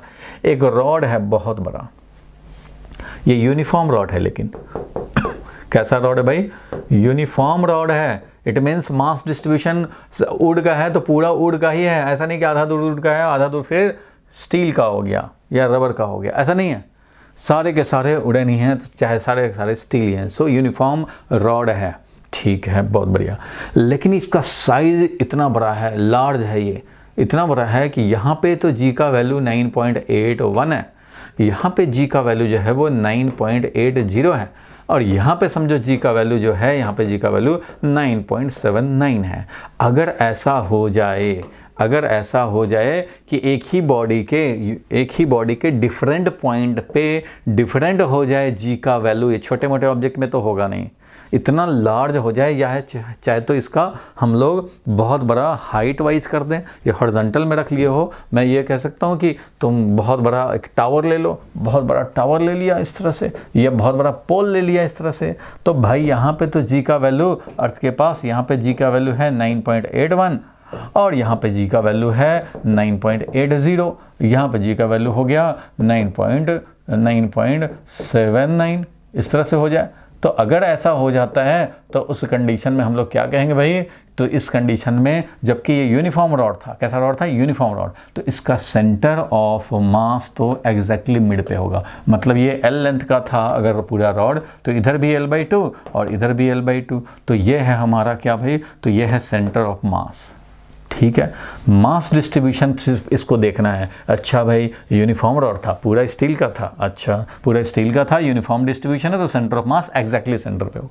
बट इसके सेंटर ऑफ ग्रेविटी की बात करें तो यहाँ पे वेट फोर्स ज़्यादा लग रहा होगा। यहाँ पे 1 kg मान लो इस तरह से था, 100 ग्राम 100 ग्राम 100 ग्राम 100 ग्राम 100 ग्राम इस तरह से थे पूरे में 100 ग्राम, लेकिन यहाँ के 100 ग्राम में ज़्यादा वेट लग रहा है, m × 9.81 m × 9.81 m × ज़्यादा वैल्यू 9.8 आ रहा है।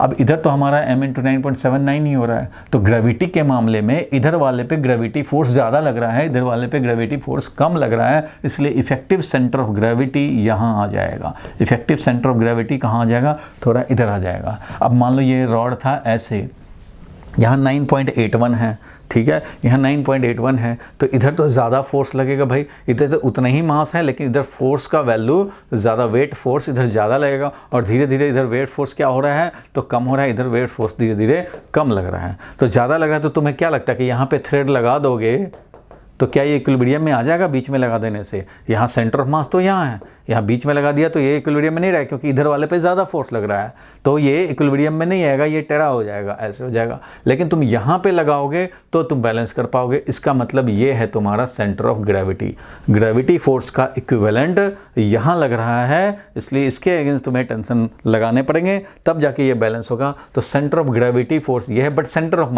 मास को सिर्फ मास से मतलब है। यूनिफॉर्म रॉड है, इधर भी उतना ही मास है, इधर भी उतना ही मास है, वैसे ही डिस्ट्रीब्यूशन है, तो यहाँ पे सेंटर ऑफ मास होगा। तो centre of mass, centre of gravity तब ही चेंज हो सकता है जब बॉडी के डिफरेंट पार्ट पे जी का वैल्यू डिफरेंट हो जाए। किसी पार्ट में कुछ और है, किसी दूसरे पार्ट में कुछ भी डिफरेंस आ गया, तो फिर centre of mass, centre of gravity अलग अलग हो जाएंगे। और सेंटर ऑफ ग्रेविटी किधर होगा भाई, तो जिधर जी का वैल्यू ज़्यादा होगा उधर ही हो जाएगा शिफ्ट। सेंटर ऑफ मास से सेंटर ऑफ ग्रेविटी शिफ्ट हो जाता है किधर भाई, तो जिधर हमारा ज़्यादा जी होता है उस साइड में। इधर हमारा लोअर पर्सन पे ज़्यादा जी है तो लोअर पर्सन में शिफ्ट हो जाएगा। CM/CG सेम नहीं होंगे, लेकिन अगर हर जगह जी का वैल्यू सेम हो, एवरीवेयर जी का वैल्यू सेम हो, तो centre of mass and centre of gravity same हो जाएंगे। क्लियर है? इसलिए जो नॉर्मली हम लोग बॉडी डील कर रहे हैं, पेन है, पेंसिल है, बिल्डिंग है, तो थोड़ी 9.81 है तो पूरे में 9.81 ही है। ऐसा थोड़ी कि इतना बड़ा है 10 किलोमीटर का पोल, तब ना हमारा CM/CG अलग होगा। ऐसे कंडीशन में CM/CG छोटे मोटे ऑब्जेक्ट के लिए सेम ही रहते हैं। तो ये समझ गए meaning of centre of mass. Clear है यहाँ तक? अब इसको कैलकुलेट करने के लिए फॉर्मूला बने हुए हैं। तो भाई फाइंडिंग सेंटर ऑफ मास के लिए हम लोग उस फॉर्मूला लिखते हैं। देखो भाई कोई भी सिस्टम है, दो तरह के सिस्टम होते हैं। मास सिस्टम दो तरह के होते हैं भाई। एक होता है, पहले ये तुम्हें पता ही है भाई, डिस्क्रीट होता है, और क्या होता है भाई, तो कॉन्टिन्यूस होता है। डिस्क्रीट एंड कंटिन्यूस होता है। तो डिस्क्रीट में क्या होते हैं, तो अलग अलग मासेस अलग अलग पॉइंट पे लोकेटेड होते हैं। ऐसे में मान लो कोई हमने एक कोऑर्डिनेट एक्सिस लिया, X axis, Y axis, Z axis. X coordinate of इसका सेंटर ऑफ मास, अब इतने सारे हैं तो मासेस जब ऐसे ऐसे हैं तो इनका कहीं तो सेंटर ऑफ मास होगा। इस सेंटर ऑफ मास का हम लोग पोजीशन जानना चाहते हैं, मीन्स एक्स कोऑर्डिनेट जानना चाहते हैं, वाई कोऑर्डिनेट जानना चाहते हैं, जेड कोऑर्डिनेट जानना चाहते हैं, ये जानना चाहते हैं।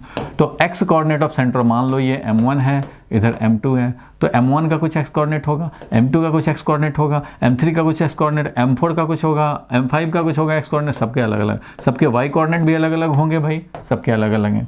तो एक्स कोऑर्डिनेट अगर सेंटर ऑफ मास का निकालना हो तो m1 इंटू इसका x coordinate plus m2 into इसका एक्स कोऑर्डिनेट, m3 इंटू इसका x coordinate and so on जितना भी होंगे, divided by total mass m1 plus m2 plus m3 plus m4 and so on जितने भी होंगे उस सबके, यानी कि x coordinate of centre of mass क्या हो जाएगा भाई, तो summation of mi divided by summation of mi, ऐसा लिख सकते हैं, means summation of mi divided by total mass of the system. This will be the formula for finding x coordinate of centre of mass. Similarly अगर y coordinate निकालना हो centre of mass का तो क्या करोगे भाई, तो m1 का y कोऑर्डिनेट, m2 का y कोऑर्डिनेट, तो पहले m1 लो उसका y कोऑर्डिनेट से मल्टीप्लाई करो, प्लस m2 लो इसका y कोऑर्डिनेट से मल्टीप्लाई करो and so on divided by again m1 plus m2 and so on सब करेंगे। It means summation of mi ith particle और उसका y कोऑर्डिनेट, ऐसे ऐसे सम करते जाएंगे, m1 y1 plus m2 y2 plus m3 y3 divided by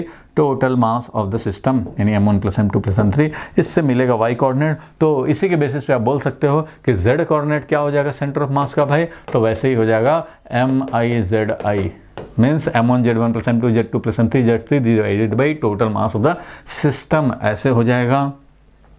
x coordinate निकालना, Y coordinate निकालना, जेड कोऑर्डिनेट निकालना, ठीक है भाई। कोऑर्डिनेट्स दिए हुए हों तो इस हिसाब से काम करेंगे। कई बार ऐसा होता है कि पोजीशन वेक्टर दिया होता है कि भाई m1 है यहाँ और ये मान लो axis Y axis Z axis है, तो ये वाला r1 पोजीशन वेक्टर पे है। अब r1 position 2i plus 3j plus 5k है, क्या है वो भी दिया जा सकता है, या r1 डायरेक्टली भी दिया जा सकता है। r1 है तो इधर हमारा m2 है वो r2 पे है। अब ऐसे कंडीशन में इसका सेंटर ऑफ मास कैसे निकालेंगे भाई, तो इसके कोऑर्डिनेट ऑफ सेंटर ऑफ मास निकालने के लिए, यानी position vector of centre of मास निकालने के लिए क्या करेंगे भाई, तो इसमें वैसे ही काम करेंगे, m1 इंटू r1 में ही अपने आप x coordinate y coordinate z coordinate सब रहेगा, प्लस m2 इंटू r2 ऐसा करेंगे, plus so on divided by total mass of the system, ऐसा हम लोग करेंगे। दैट इज क्या मिल गया, तो summation mi divided by total mass of the system is the position vector of centre of मास। इस तरह से निकाल सकते हैं। क्लियर है यहाँ तक भाई, सेंटर ऑफ मास का भी पोजीशन हम लोग निकाल सकते हैं। पोजीशन वेक्टर के टर्म में हम लोगों को भी समझना चाहिए, जब जैसा दिया रहेगा उस हिसाब से काम करेंगे।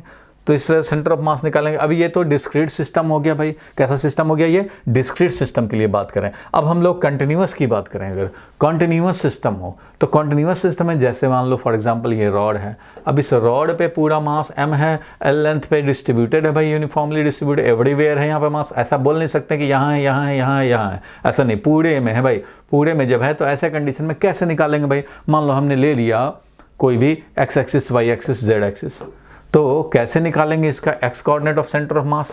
तो जैसे उधर था फॉर्मूला वैसे ही इधर भी फॉर्मूला करने हैं। करने क्या पड़ेंगे तुम्हें, पहले एक एलिमेंट लेने पड़ेंगे, ठीक है, एक एलिमेंट लेने पड़ेंगे जिसका मास क्या होगा, dm होगा। उस dm का मास लो, उसका एक्स कोऑर्डिनेट लिखो और ऐसे ऐसे हर dm का मास लेंगे और उसके कॉरस्पॉन्डिंग एक्स कोऑर्डिनेट मल्टीप्लाई करते जाएंगे और उन सबको सम करना है। करते क्या थे, समेसन mi ही तो करते थे, divided by total mass of the system. X coordinate of centre of मास निकालने का ये था हमारा डिस्क्रीट वाला। तो यहाँ पे भी वही काम कर रहे हैं, mi के बदले में dm और xi।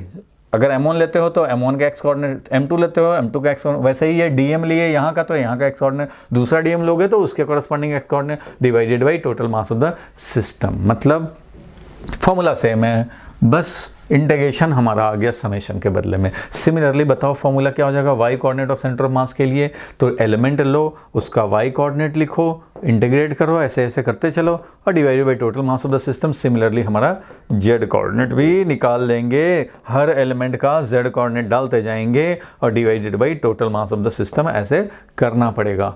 चलो एग्जाम्पल दिखाता हूँ। मान लो एक रॉड की बात करें हम लोग, किसकी बात कर लें भाई, एक मान लो यूनिफॉर्म रॉड है जो जनरली पूछा जाता है। ये यूनिफॉर्म रॉड है m मास l लेंथ का, इसका सेंटर ऑफ मास निकालना है। मान लो ये है हमारा y कोऑर्डिनेट, इधर है हमारा x कोऑर्डिनेट।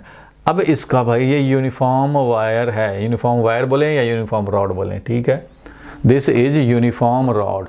तो ये यूनिफॉर्म रॉड के लिए हम लोग निकालना चाहते हैं। क्लियर है भाई। अब इसके लिए सेंटर ऑफ मास निकालना चाहते हैं तो सबसे पहले हम लोग क्या करेंगे भाई, तो कोई एलिमेंट लिए हमने, आर्बिट्ररी एक एलिमेंट ले लिए, ये एलिमेंट लिया हमने x लेंथ पे और इसका थिकनेस कितना है भाई, तो dx है, तो इसका dm कितना हो जाएगा, तो इसका dm हो जाएगा m लेंथ l पे है, इसलिए dx लेंथ पे कितना होगा, तो इतना होगा। ये तो समझते ही हो भाई, since l length carries m mass therefore dx length will carry how much mass, वो होगा हमारा dm। तो वो कितना मास कैरी करेगा भाई, तो m/l into d x, m/l into d x, तो यही हो जाएगा हमारा dm। तो m/l इंटू डी एक्स, या इसको हम लोग ऐसे भी लिख सकते हैं lambda mass per unit length into d x. ठीक है, ये तो समझते ही हम लोग। अब इसके हिसाब से अब हम लोगों को कैलकुलेट करेंगे कि इसका सेंटर मास क्या होगा। तो सेंटर मास कैलकुलेट करने के लिए फॉर्मूला तो तुम्हें पता ही है, बस एक दिखा दे रहा हूँ कॉन्सेप्ट को समझने के लिए बस। तो ये dm लेंगे और इसका एक्स कोऑर्डिनेट कितना है, तो मान लो हमने एक्स लेंथ पे ही तो लिया है, यही ऑरिजिन से एक्स लेंथ पे ही एलिमेंट लिया है, तो उसका एक्स कोऑर्डिनेट तो x ही है divided by total mass of the rod आएगा। अब dm का वैल्यू क्या होगा भाई, तो ये तो है m/l dx और इंटू इसका एक्स कोऑर्डिनेट है डिवाइडेड बाई ये टोटल मास। सो mm तो कैंसिल भी हो जाएगा, वैसे भी m/l बाहर ले सकते हो भाई, तो m/l बाहर लिया और एक और है और बच गया क्या भाई, तो x dx। अब यहाँ पे देखो कि लिमिट कहाँ से कहाँ, तो एलिमेंट का लिमिट तुम्हें x का सबसे पहला जो लोगे यहाँ एलिमेंट, तो ये x इक्वल टू 0 पे लोगे, लास्ट वाला एलिमेंट कहाँ होगा, तो l पे होगा। तो ये है हमारा लिमिट 0 टू l के लिए, तो x इज इक्वल टू 0 से x is equal to l के लिए काम करेंगे। तो mm तो कैंसिल हो चुका, mm क्या हो गया, कैंसिल हो चुका, तो बच गया बस 1/l और यहाँ पे हो गया x²/2 मीन्स l²/2 और इससे क्या हो जाएगा, l कैंसिल हो जाएगा और मिलेगा क्या, l/2। होना भी चाहिए था तुम्हारे कॉमन सेंस से भी होना चाहिए था कि यूनिफॉर्म रॉड है तो कहाँ होगा भाई, एग्जैक्टली सेंटर पे होगा, मीन्स कितने डिस्टेंस पे होगा, तो l/2 डिस्टेंस पे होगा। सो एक्स कोऑर्डिनेट हमें क्या मिल गया भाई, तो सेंटर ऑफ मास का एक्स कोऑर्डिनेट इज l/2, वैसे करके हम लोग निकाल लिए। सिमिलरली अगर y कोऑर्डिनेट निकालना चाहो तो वो भी निकाल सकते हो। कैसे, तो यही काम करो भाई, इसमें भी y coordinate centre of mass का विल बी इक्वल टू, तो dm लेंगे अगेन और उसका y कोऑर्डिनेट रखेंगे, तो dm लोगे तो उसका y कोऑर्डिनेट क्या है, तो y कोऑर्डिनेट तो 0 है, y कोऑर्डिनेट की तरफ तो है ही नहीं, डिवाइडेड बाई टोटल मास। तो हर एलिमेंट जो इस रॉड का है उसका y कोऑर्डिनेट, क्योंकि ये x एक्सिस पे ही लाई कर रहा है रॉड, तो सबका तो y कोऑर्डिनेट 0 ही है, इसलिए ये क्या मिलेगा, 0 ही मिलेगा। सो रॉड का सेंटर ऑफ मास का y coordinate is 0 but x coordinate is l/2, इसलिए यहाँ पे है हमारा 0 l/2। इट मीन्स यही हो गया हमारा सेंटर ऑफ मास, जबकि ये टोटल l लेंथ में था, ये रॉड, ये l लेंथ में रॉड था, सेंटर ऑफ मास का इस तरह से कोऑर्डिनेट निकल गया। सिमिलरली z कोऑर्डिनेट भी 0 आएगा क्योंकि z की तरफ एक्सटेंडेड नहीं है। तो मेन फॉर्मूला यही है सेंटर ऑफ मास निकालने का, इस तरह से हम लोग काम करते हैं। किसी का भी निकालना होगा तो इस तरह से काम करेंगे। एलिमेंट्री लेवल पे फॉर्मूला बताने के लिए और समझने के लिए ये ज़रूरी है, बाकी तो क्वेश्चन जैसे आएंगे उस हिसाब से हम लोग प्रैक्टिस करेंगे। नेक्स्ट पे आ जाए हम लोग, कुछ पॉइंट्स हैं, कुछ क्या हैं, पॉइंट्स हैं रिगार्डिंग सेंटर ऑफ मास। ठीक है, कुछ पॉइंट्स हम लोग जरा समझें, important facts regarding location of centre of मास, एक एक करके हम लोग हजम करते हैं। चलो देखते हैं हम लोग भाई। तो centre of mass depends on the mass distribution of the system only. Mass distribution कैसा है उसी पे तो डिपेंड करता है भाई। सेंटर ऑफ मास किस पे डिपेंड करता है, कोई भी, अब मान लो रिंग है ये, तो इसका centre of mass exactly centre पे आएगा। ये किस बात पे डिपेंड करता है भाई, कितना कहाँ मास है। अगर मान लो इधर हम लोग ये स्टील का पार्ट है, इधर वाला स्टील का पार्ट है और इधर वाला वुडन पार्ट हो जाए, देखने में तो भाई यूनिफॉर्म जैसा लग रहा है, लेकिन ये वाला इधर वाला वुड हो जाए और इधर वाला क्या हो जाए भाई, तो इधर वाला स्टील हो जाए, तो उस कंडीशन में इधर तो हेवियर हो गया भाई, इधर तो हमारा हेवियर साइड हो गया, इधर हमारा लाइटर साइड हो गया। तो क्या तुम्हें लगता है सेंटर ऑफ मास यहाँ होगा, नहीं भाई, ये वाला सेंटर ऑफ मास उधर चला जाएगा जिधर हेवियर है। अगर ये 2 kg है, ये 2 kg है, तो centre of mass mid point पे है। अगर ये 2 kg है लेकिन ये 4 kg हो जाए तो सेंटर ऑफ मास किधर हो जाएगा भाई, तो सेंटर ऑफ मास कहीं इधर हो जाएगा, यहाँ आ जाएगा सेंटर ऑफ मास। तो मास डिस्ट्रीब्यूशन पे ही तो डिपेंड करता है, क्योंकि देखो भाई कभी भी सेंटर ऑफ मास का अगर हम लोग एक्स कोऑर्डिनेट निकालना चाहें तो क्या करेंगे भाई, तो देखेंगे कि ये dm कितने डिस्टेंस पे है, कितना एक्स कोऑर्डिनेट है, डिवाइडेड बाई मास करते हो, या फिर ऐसा लिखते हो भाई कि m1 है तो उसका एक्स कोऑर्डिनेट कितना है, m2 है तो उसका एक्स कोऑर्डिनेट कितना है, and so on, divided by total मास करते हो। चलो टोटल मास तो वही है, बट हमारा कितना आएगा, सेंटर ऑफ मास कहाँ पे आएगा, तो दैट डिपेंड्स ऑन कि कहाँ कहाँ डिस्ट्रीब्यूटेड है, कितने कितने मास डिस्ट्रीब्यूटेड है। ठीक है, इसलिए फर्स्ट पॉइंट तो कम से कम क्लियर है, centre of mass depends on the mass distribution of the system और बॉडी। बिल्कुल ठीक बात है। दूसरी बात, coordinate value of centre of mass may be different from different coordinate system but location of centre of mass remain same with respect to all reference. ये समझें बात को, इस बात को जरा समझा जाए, क्या कह रहा है ये, क्या कह रहा है, जरा इसको समझा जाए। मेरे कहने का मतलब ये हो गया, देखो ध्यान से, कि अगर मैं ये बोलूं कि ये 2 kg है और ये भी 2 kg है, तो सेंटर ऑफ मास कहाँ है भाई, तो यहाँ है, एग्जैक्टली मिड पॉइंट पे है। अगर ये d डिस्टेंस था टोटल तो d/2 पे है, बिल्कुल ठीक है भाई, d/2 पे है, ये है सेंटर ऑफ मास, क्लियर है, बहुत बढ़िया। तो अगर मैं ये बोलूँ ये location of centre of mass है, अगर मैं ये कैलकुलेट करूँ कि ये वाला y एक्सिस है और ये x एक्सिस है, तो अब इस सिस्टम का हम लोग चाहते हैं कि x coordinate centre of mass का निकालें, तो बताओ कितना आ जाएगा भाई। तो यहाँ 2 kg जो है, 2 kg मास, वो उसका x कोऑर्डिनेट 0 है, प्लस ये 2 kg है, इसका x कोऑर्डिनेट क्या है भाई, तो d है, और डिवाइडेड बाई क्या करना है भाई, तो 2 + 2 करना है, means 2d divided by 4 means कितना आया, d/2 आया, बिल्कुल आना चाहिए, d/2 आना चाहिए, और ये d/2 सेंटर ऑफ मास को बता रहा है, बिल्कुल ठीक है भाई, कोई परेशानी नहीं। चलो बहुत बढ़िया, हमने ये वाला कोऑर्डिनेट एक्सिस ले लिया। थोड़ा सा चेंज करते हैं, मान लो हम लोगों ने मिड पॉइंट पे y एक्सिस ऐसे समझा और इसको समझा x एक्सिस, ठीक है, x एक्सिस, और मिड पॉइंट से देख रहे हैं ये y एक्सिस, ये दूसरा कोऑर्डिनेट सिस्टम हो गया। अब इस कोऑर्डिनेट सिस्टम के अकॉर्डिंगली सेंटर ऑफ मास का x कोऑर्डिनेट निकाला जाए, तो बताएंगे भाई, तो ये 2 kg है, उसका कितना है भाई, तो d/2 लेफ्ट में चला गया, मीन्स उसका है -d/2, x कोऑर्डिनेट क्या है, -d/2, प्लस इधर वाला जो 2 kg है उसका x कोऑर्डिनेट कितना है, तो d/2 है, डिवाइडेड बाई क्या करेंगे भाई, तो 2 + 2 करेंगे, बिल्कुल ठीक बात है। तो ये देखो क्या मिल रहा है हमें, -d/2, तो ये क्या हो गया, कैंसिल हो गया, और मिल गया क्या हमें, 0 मिल गया, means x coordinate centre of mass का क्या मिल गया भाई, 0 मिल गया इस फ्रेम में, बिल्कुल इस कोऑर्डिनेट सिस्टम के अकॉर्डिंगली हमें 0 मिल गया, बिल्कुल ठीक बात है भाई। अब मैं क्या कह रहा हूँ कि थोड़ा सा चेंज कर दो भाई, थोड़ा सा चेंज कर देते हैं। अब हम लोग क्या करते हैं, इसको ऐसे ले लेते हैं, ये वाला ले लेते हैं y एक्सिस और ये ले लेते हैं x एक्सिस, ठीक है, ये ऑरिजिन है, ये y एक्सिस है जो कि इसके मिड पॉइंट से पास तो हो रहा है, और ये रॉड के पैरेलल ये वाला है x एक्सिस, ठीक है, और ये जो डिस्टेंस है टोटल, ये जो डिस्टेंस है ये दूसरे वाले से पास हो रहा है, देख रहे हो 2 kg यहाँ जो था उससे पास हो रहा है, और 2 kg यहाँ वाला है, ये इधर, ये जो डिस्टेंस है मान लो a है। चलो ठीक है, अब ये ग्रीन वाले कोऑर्डिनेट सिस्टम के लिए हम लोग निकालते हैं फिर से x coordinate and y coordinate और सेंटर ऑफ मास। चलो x कोऑर्डिनेट और सेंटर ऑफ मास निकालना चाहते हैं, ये है हमारा सिस्टम, ठीक है। पहले वाला मास 2 kg, उसका x कोऑर्डिनेट, तो इसके रिस्पेक्ट में देखेंगे ये है y एक्सिस, तो -d लिखने पड़ेंगे क्योंकि यहाँ से ये d डिस्टेंस पे है, यहाँ से ये क्या है भाई, तो d डिस्टेंस पे है, तो यहाँ पे -d लिखेंगे, प्लस 2 × ये कहाँ है, ये तो वही है 0, इसका x कोऑर्डिनेट 0, डिवाइडेड बाई क्या करना है भाई, 2 + 2 4 करना है, मीन्स क्या मिला हमें, तो -2d divided by 4 date is क्या मिला, तो -d/2 मिला, -d/2 मिला, बहुत बढ़िया। और अब हम लोग देखें y coordinate of centre of mass, green वाले कोऑर्डिनेट सिस्टम के लिए y coordinate of centre of मास देखें, तो भाई फर्स्ट वाले का y कोऑर्डिनेट ये है हमारा x एक्सिस, इधर है y एक्सिस, तो y कोऑर्डिनेट तो a है। अच्छा भाई, तो 2 kg का y कोऑर्डिनेट है a, दूसरे 2 kg का क्या है, तो इसका भी y कोऑर्डिनेट तो वही a है, इसका भी तो वही a है, तो इसका 2 kg का भी a है, डिवाइडेड बाई क्या है, 2 + 2 दैट इज क्या मिल गया हमें, a मिल गया, बहुत बढ़िया। अब देखो कंक्लूजन अब निकलेगा।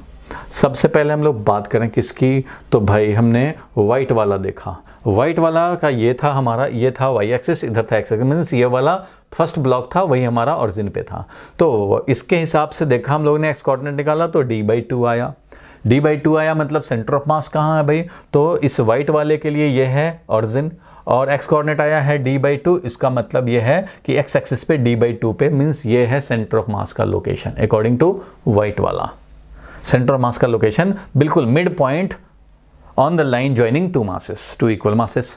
चलो ठीक है भाई, अब ये पिंक वाले के हिसाब से देखें अगर हम लोग, तो पिंक वाला जो कोऑर्डिनेट सिस्टम का ये है y और ये है ऐसे x एक्सिस, तो इसके हिसाब से निकाला तो x कोऑर्डिनेट 0 आया, x कोऑर्डिनेट 0 आया मतलब ओरिजिन पे ही है, x कोऑर्डिनेट 0 आया मतलब ओरिजिन पे ही है, तो ओरिजिन पे ही सेंटर ऑफ मास है, ठीक है। और y कोऑर्डिनेट क्या है, y कोऑर्डिनेट भी 0 है, मतलब ये है सेंटर ऑफ मास, मतलब ये भी लोकेट कर रहा है, x कोऑर्डिनेट 0 कह रहा है, इसका मतलब लोकेट इसी पॉइंट को कर रहा है। अब क्योंकि कोऑर्डिनेट एक्सिस यहाँ से तुम लिए हो इसलिए इसका x कोऑर्डिनेट 0 आ रहा है, 0 मतलब यही वाला पॉइंट है हमारा सेंटर ऑफ मास। ठीक है भाई, अब ग्रीन वाले पे आ जाए। ग्रीन वाले का तो कोऑर्डिनेट सिस्टम बिल्कुल चेंज कर दिया, यहाँ पे आ गए, ऐसे हो गया, ये आ गया।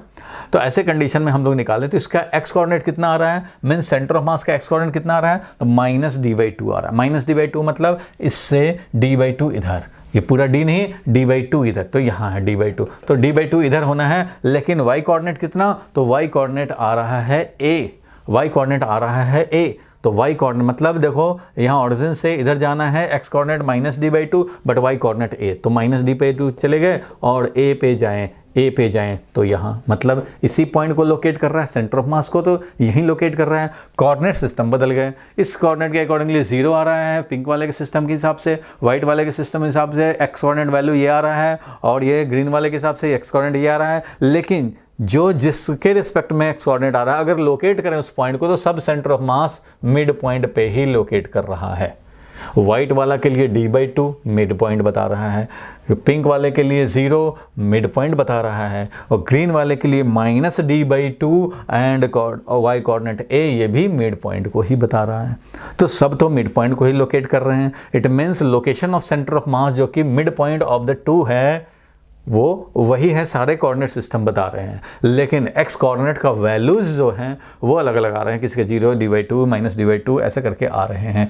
तो अब इस पॉइंट पे जरा हम लोग देखें तो the coordinate value of centre of mass may be different from different coordinate system but location of centre of mass remain same with respect to all reference. चाहे रेफरेंस हम लोग कुछ भी ले लें, लोकेट वहीं करेगा, location of centre of mass will remain same. अगर मान लो ये यूनिफॉर्म रिंग है, तो यूनिफॉर्म रिंग है तो इसका centre of mass exactly centre of the ring पे होगा। अब कोई कोऑर्डिनेट एक्सिस ऐसे हो तो वो बताएगा कि x कोऑर्डिनेट 0 है, कोई कोऑर्डिनेट सिस्टम ऐसे हो जो कि यहाँ से समझो a है और ये वाला अगर डिस्टेंस b है, तो इसका जब x कोऑर्डिनेट निकालोगे इस फ्रेम में तो x कोऑर्डिनेट आएगा तुम्हारा a और y कोऑर्डिनेट आएगा b, मतलब इसी पॉइंट को लोकेट करेगा। ठीक है, कोई अगर यहाँ पे ऐसे सिस्टम ले लोगे तो उसका x कोऑर्डिनेट आ जाएगा सेंटर ऑफ मास का ये r और y कोऑर्डिनेट आ जाएगा 0, इसका मतलब इसी को लोकेट करेगा। सो location of centre of mass will remain same, coordinate value will change, coordinate value change हो सकते हैं। क्लियर है यहाँ तक भाई? बिल्कुल ठीक है भाई। अब जरा देखें हम लोग नेक्स्ट पॉइंट इस पे देखते हैं। नेक्स्ट पॉइंट में क्या लिखा हुआ है जरा देखो। तो नेक्स्ट पॉइंट में लिखा हुआ है कि centre of mass lies towards the heavier side of the particle. Heavier side पे ये लाई करता है, दैट इज सेंटर ऑफ मास। इसको ऐसे भी समझ सकते हैं, डिवाइड करता है लाइन ज्वाइनिंग को इन्वर्स रेशियो ऑफ मास में।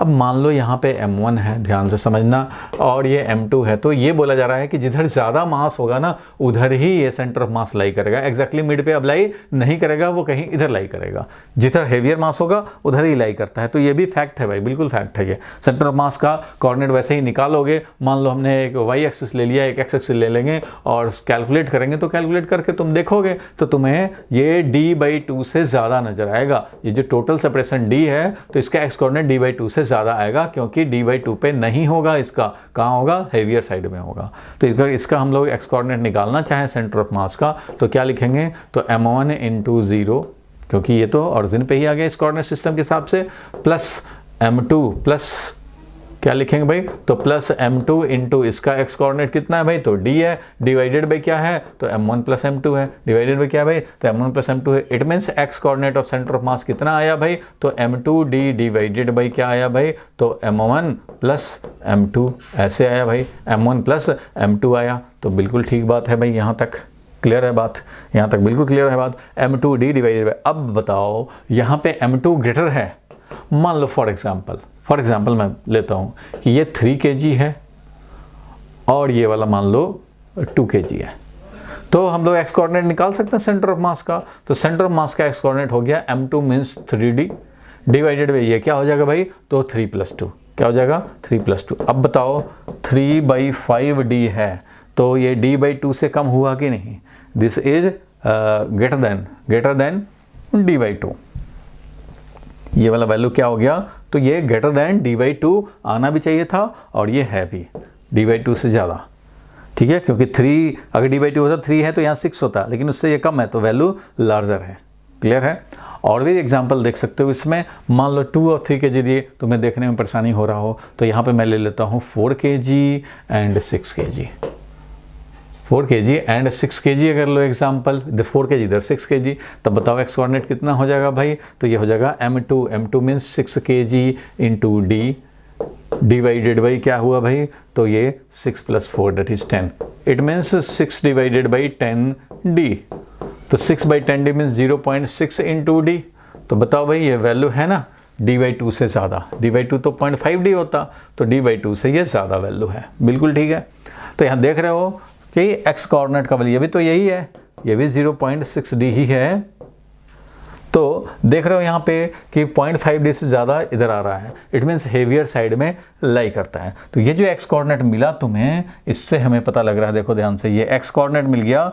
तो ये एक्स कोऑर्डिनेट जो मिला है, जरा ये भी बताना मुझे कि ये जो एक्स कोऑर्डिनेट मिला है तुम्हें, ये मिला, इसका एक्स कोऑर्डिनेट मिला, ठीक है भाई। तो इधर से सेपरेशन एक्स कोऑर्डिनेट का अगर m1 से r1 पे है और m2 से सेपरेशन अगर r2 है, ये m2 से सेपरेशन r2 और m1 से सेपरेशन r1 है, तो हम लोगों का ये एक्स कोऑर्डिनेट जो मिला, एक्स कोऑर्डिनेट तो यहाँ से मिला क्योंकि यहाँ पे m1 है, यहाँ से मिला, तो ये वाला तुम्हें क्या मिला भाई, तो ये तुम्हें r1 जो मिला है वही x coordinate of centre of मास मिला है, मीन्स m1 से सेपरेशन ये तुम्हें मिला है r1, मीन्स m1 से separation of centre of mass r1 मिला है। अगर तुम्हें r2 चाहिए तो r2 तुम्हें कैलकुलेट करने पड़ेंगे, r1 ये है, r2 का वैल्यू तुम चाहो तो कैलकुलेट कर सकते हो। कैसे कैलकुलेट करोगे भाई, कैसे कैलकुलेट करोगे, तो यहाँ पूरे d में से r1 को सब्ट्रैक्ट कर लो, d में से r1 को सब्ट्रैक्ट कर लें, ठीक है, पूरे d में से r1 को सब्ट्रैक्ट करें, तो d में से ये r1 सब्ट्रैक्ट करोगे तो तुम्हें r2 का वैल्यू मिल जाएगा।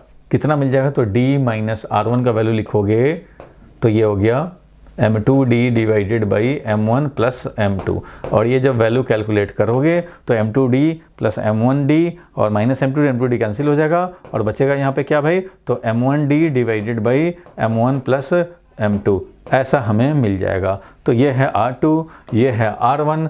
अब तुम बताओ कि यहाँ से हम लोग बोल सकते हैं, यहाँ से बोल सकते हैं कि r1 upon r2 is equal to कितना, r1 upon r2 is equal to कितना, तो r1 में r2 से जब डिवाइड करेंगे भाई m1 प्लस m2 तो कैंसिल हो जाएगा, r1 में r2 से डिवाइड करेंगे तो ये मिल गया हमें m2 डिवाइडेड बाई m1, बाकी सब हो गया कैंसिल। मतलब क्या हो गया, separation is inversely proportional to mass, is inversely proportional to mass. यहाँ पे देखो इस वाले एग्जाम्पल में हमारा m2 लार्ज था तो r1 by r2 is greater than 1 आया, m2 जब ग्रेटर देन m1 था, m2 is greater than m1 था तो ये ग्रेटर देन 1 हो गया, तो ये r1 upon r2 greater than 1 है, it means r1 is greater than r2, it means first वाले से जो r1 है वो ग्रेटर देन r2 होगा, r2 से ये ज़्यादा होगा। और r1 का ग्रेटर देन r2 होना मतलब किसके क्लोज हो गया, ये r2 स्मॉल वैल्यू है, इसका मतलब m2 के क्लोज हो गया। तो इससे ये प्रूव होता है कि सेंटर ऑफ मास किधर लाई करता है भाई, lies towards heavier side, lies towards heavier side, जो भी हेवियर साइड होगा उसी की तरफ ये लाई करेगा। क्लियर है यहाँ तक बात, बिल्कुल क्लियर है, क्योंकि ये r2 कम आ रहा है r1 से, इसलिए हेवियर साइड में लाई किया, बिल्कुल। और सेपरेशन जो हमारा सेंटर ऑफ मास का जो आया है सेपरेशन दोनों से, वो इन्वर्स रेशियो ऑफ मास में डिवाइड कर दिया है। देखो m1 और m2 के बीच जो भी सेपरेशन था उसको इन्वर्स रेशियो ऑफ मास में डिवाइड कर दिया, सेंटर ऑफ मास इधर से r1 इधर से r2, तो इन्वर्सली प्रोपोर्शनल टू मास में डिवाइड किया है। क्लियर है यहाँ तक। तो इससे क्या पता लगता है, अगर दोनों का मास वैल्यू सेम होता तो m और m प्लस m हो जाता, दोनों का मास वैल्यू mm होता तो m डिवाइडेड बाई 2m और m से m कैंसिल, यानी d/2 मिड पे आ जाता। लेकिन जब भी डिफरेंट मास होंगे तो हेवियर साइड में, तो centre of mass lies towards the heavier side of the system of the particle, ठीक है। That is centre of mass divides the line joining the two masses in the inverse ratio of mass. तो ये भी clear हो गया, ये भी clear हो गया, बिल्कुल क्लियर हो गया भाई, ठीक है, कोई परेशानी नहीं। तो ये आ गया हम लोगों का कंक्लूजन, ठीक है भाई। तो ये सारे पॉइंट्स तुम्हें समझने थे, और एक चीज़ और समझने हैं सेंटर ऑफ मास के लोकेशन के रिगार्डिंग, वो भी जरा समझा जाए। Centre of mass always lie on the line of symmetry through the system. Centre of मास कहाँ लाई करता है भाई, on the line of symmetry through the system, if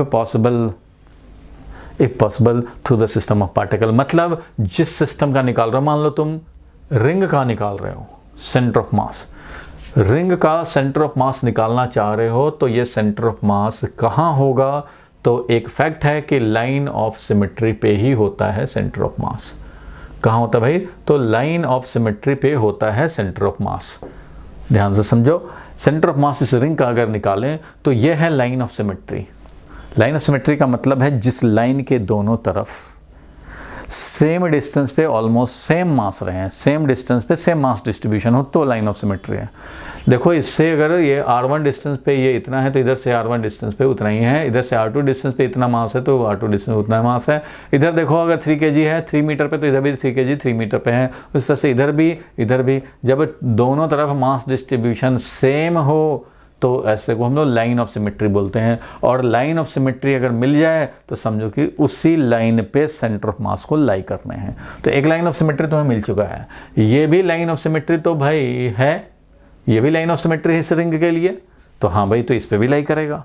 ये लाइन ऑफ सिमेट्री है इस रिंग के लिए क्योंकि इसके अबाउट भी दोनों तरफ मास डिस्ट्रीब्यूशन सिमिलर है, तो इस पे भी लाई करेगा। तो जब 3 लाइन ऑफ सिमेट्री मिल रहे हैं तो तीनों पे लाई करेगा। तीनों पे लाई करेगा मतलब कहाँ पे? तो इंटरसेक्शन पे। यही वो पॉइंट है जो कि इस पे भी लाई कर रहा है, इस पे भी लाई कर रहा है, इस पे भी लाई कर रहा है। इसका मतलब यही है सेंटर ऑफ मास। तो जब भी लाइन ऑफ सिमेट्री मिल जाए तो कंफर्म हो गया कि उसी लाइन पे लाई करने हैं। फॉर एग्जांपल मान लो यूनिफॉर्म रॉड है। कैसा रॉड? Uniform rod. तो ये यूनिफॉर्म रॉड अगर है तो उस कंडीशन में ये है लाइन ऑफ सिमेट्री। जैसे इधर मास डिस्ट्रीब्यूशन वैसे इधर मास डिस्ट्रीब्यूशन, और एक और ये भी है लाइन ऑफ सिमेट्री। जैसे इधर मास है वैसे इधर मास है, तो ये हो गया इसका centre of mass, geometrical centre of the uniform rod. ठीक है भाई। अगर मान लो ये सेमी सर्कुलर रिंग हो जाए, अगर सेमी सर्कुलर रिंग है तो ये है लाइन ऑफ सिमेट्री, ये लाइन ऑफ सिमेट्री नहीं है, ये लाइन ऑफ सिमेट्री नहीं है, ये लाइन ऑफ सिमेट्री नहीं है, तो इस वाले पे लाई करेगा क्योंकि यही हमारा लाइन ऑफ सिमेट्री है। अब जब ये लाइन ऑफ सिमेट्री है तो इसके अकॉर्डिंगली इसी पे लाई करेगा। अब यहाँ लाई करे चाहे यहाँ लाई करे चाहे यहाँ लाई करे, लेकिन इस लाइन पे करेगा। तो एक ही लाइन ऑफ सिमेट्री जब दिख रहा हो तो उसी पे लाई करेगा, तो बाकी का आपको निकालने पड़ेंगे। अब ये एक्स एक्सिस है, ये वाई एक्सिस अगर है, ये ऑरिजिन है, तो कम से कम वाई एक्सिस पे तो लाई करेगा। अब वाई कोऑर्डिनेट ही तुम्हें निकालने की ज़रूरत है, एक्स कोऑर्डिनेट तो नहीं निकालने पड़ेंगे। एक्स कोऑर्डिनेट का तो पता है कि वाई एक्सिस पे तो एक्स कोऑर्डिनेट 0 है, x coordinate of centre of मास 0 हो जाएगा। तो जब भी कभी सिमेट्री लाइन दिख जाए तो उसी सिमेट्री लाइन पे लाई करने हैं।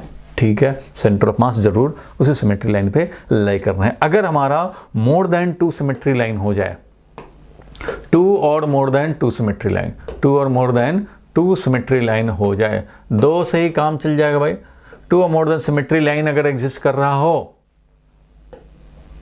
if 2 or more than 2 line of symmetry exist, line of symmetry exist करे through the system, then CM will be कहाँ? CM कहाँ होगा? Will be on the point of intersection, on the point of intersection, जहाँ पे ये point of intersection हो गया। जब 2 मिल गया तो तीसरा निकालने की ज़रूरत भी नहीं है। अब कोई रेक्टेंगुलर प्लेट हो, मान लो कोई रेक्टेंगुलर प्लेट है, ये भी लाइन ऑफ सिमेट्री हो गया, ये भी लाइन ऑफ सिमेट्री हो गया, तो यही हो गया सेंटर ऑफ मास। स्फेयर है भाई, यूनिफॉर्म स्फेयर है, तो भाई ये भी लाइन ऑफ सिमेट्री है, ये भी लाइन ऑफ सिमेट्री है। अब 2 ही निकल गया तो अब तीसरा निकालने की ज़रूरत नहीं है, निकालोगे तब भी वही होगा, सेंटर ऑफ मास ऐसे लाई करेगा। ठीक है, यहाँ तक भाई। नेक्स्ट पॉइंट पे चले हम लोग, मोशन ऑफ सेंटर ऑफ मास। ये तो finding of centre of mass and different points, facts regarding centre of मास हम लोगों ने देखा। Motion of centre of mass, तो पहले समझो मोशन कौन बताएगा भाई? मोशन मतलब क्या? मोशन का मतलब है, ध्यान देना भाई, मोशन का मीनिंग क्या हुआ कि सेंटर ऑफ मास का पहले पोजीशन। मोशन कौन बताता है? मोशन बताने वाले कुछ पैरामीटर्स हैं। कौन कौन है भाई? तो मोशन के पैरामीटर्स हैं, देखो मोशन का इंफॉर्मेशन कब मिलेगा? जब हमें पोजीशन का इंफॉर्मेशन हो, या वेलोसिटी का इंफॉर्मेशन हो, या एक्सेलरेशन हो। यही तो है मोशन के पैरामीटर्स। और टाइम तो रहता ही रहता है, मोशन के पैरामीटर्स यही तो है। तो इन पैरामीटर्स का वैल्यू मिल जाए तो मोशन हमें पता लग जाए कि किधर जा रहा है, ये बताएगा किधर जा रहा है, कहाँ पे है अभी ये बताएगा भाई, आगे वेलोसिटी का क्या चेंज होगा, एक्सेलरेशन बताएगा। तो ठीक है भाई, position of centre of mass, यही position of centre of mass. Centre of mass का पोजीशन क्या होता है भाई? तो ये होता है m1 r1। m1 किस पोजीशन वेक्टर पे लोकेटेड है, m2 किस पोजीशन वेक्टर पे लोकेटेड है। ठीक है, सिमिलरली m3 किस पोजीशन वेक्टर पे लोकेटेड है, डिवाइडेड बाई क्या करेंगे भाई? तो m1 plus m2 plus m3 ऐसा चलता रहता है। ठीक है भाई। पोजीशन ऑफ सेंटर ऑफ मास ऐसे चलता है। चलो दो का एग्जांपल ले लें तो सेंटर ऑफ मास का position is equal to m1 r1 plus m2 r2 and so on divided by total mass of the system. अब हमें वेलोसिटी अगर निकालने हो, इसके लिए क्या निकालना है भाई? Velocity of centre of mass. तो क्या करेंगे? डिफ्रेंशिएट करेंगे, differentiation of position vector with respect to time. ये डिफ्रेंशिएट करने पड़ेंगे। अब बताओ जरा, डिफ्रेंशिएट करोगे तो क्या मिलेगा भाई? डिफ्रेंशिएट करेंगे तो यहाँ पे देख रहे हो m1 अपॉन m कांस्टेंट है, बाहर रह जाएगा। m1 divided by m constant है, बाहर रह जाएगा। और मिलेगा क्या भाई? तो dr1 बाई dt। इसी को तो डिफ्रेंशिएट करना पड़ेगा, dr1 को ही डिफ्रेंशिएट करने पड़ेंगे। प्लस यहाँ देख रहे हो m2 बाई m कॉमन रहेगा भाई। तो हाँ भाई बिल्कुल m2 बाई m कॉमन है और यहाँ क्या हो जाएगा? dr2 by dt। इसका मतलब मिला क्या हमें भाई? तो मिला ये कि m1 और dr1 बाई dt को क्या लिखेंगे? v1। तो m2 plus v2, m1 v1 plus m2 v2 divided by क्या? तो m1 plus m2 and so on, ऐसा चलता रहेगा। इसलिए इस तरह से हमें मिल गया, क्या मिला भाई? तो पोजीशन वेक्टर जब पता है तो वेलोसिटी ऑफ सेंटर ऑफ मास हमें मिल गया। Velocity of centre of mass क्या मिला भाई? तो m1 v1 plus m2 v2 and so on divided by total mass of the system. तो ये भी एक फॉर्मूला मिला, ये भी एक फॉर्मूला मिला। और इसको एक बार और डिफ्रेंशिएट कर देंगे तो क्या मिलेगा भाई? तो एक बार और डिफ्रेंशिएटिंग विद रिस्पेक्ट टू क्या? With respect to time differentiate करेंगे तो क्या मिलेगा? तो acceleration of centre of mass मिलेगा। वो क्या मिलेगा भाई? तो velocity of centre of mass को डिफ्रेंशिएट करो विद रिस्पेक्ट टू टाइम तो क्या मिलेगा भाई? तो m1 divided by m again हमारा कांस्टेंट बाहर आ जाएगा और dv1 by dt means a1 acceleration plus m2 divided by m ये भी बाहर आ जाएगा, यानी कि m2 डिवाइडेड बाई m बाहर आ गया। तो m2 डिवाइडेड बाई m बाहर आ गया और dv2 by dt means a2 and so on. चलता रहेगा चलता रहेगा चलता रहेगा, जितने भी आएंगे सब चलते रहेंगे भाई। ठीक है, तो ये भी एक हमें फॉर्मूला मिल गया एक्सेलरेशन ऑफ सेंटर ऑफ मास के लिए m1 a1 plus m2 a2 plus m3 a3 divided by total mass. Velocity के लिए m1 v1 plus m2 v2 divided by total mass. Position के लिए m1 r1 plus m2 r2 divided by total mass of the system. अब जरा इसका analysis थोड़ा और कर लें, थोड़ा सा और कर लें अगर इसका एनालिसिस, तो हमें एक कंक्लूजन निकल के आएगा, वेरी वेरी इंपॉर्टेंट। बताओ भाई इसको आगे क्या लिखें? इसको आगे ये लिख सकते हैं m1 a1 is net external force on first particle, m2 a2 is net external f is equal to m होता है तो सेकंड पार्टिकल पे net force and so on, इसी तरह से थर्ड पे and so on divided by total mass of the system, ऐसा लिखेंगे। अब ये देखो कि acceleration of centre of mass जो आया, acceleration of centre of mass जो आया वो आया ये फॉर्मूला, और f1 plus f2 plus f3 plus f4 सबको अगर हम लोग वेक्टर सम कर दें तो ये क्या मिलेगा भाई? तो net external force on the system divided by total mass of the system. ये मिल गया एक important conclusion.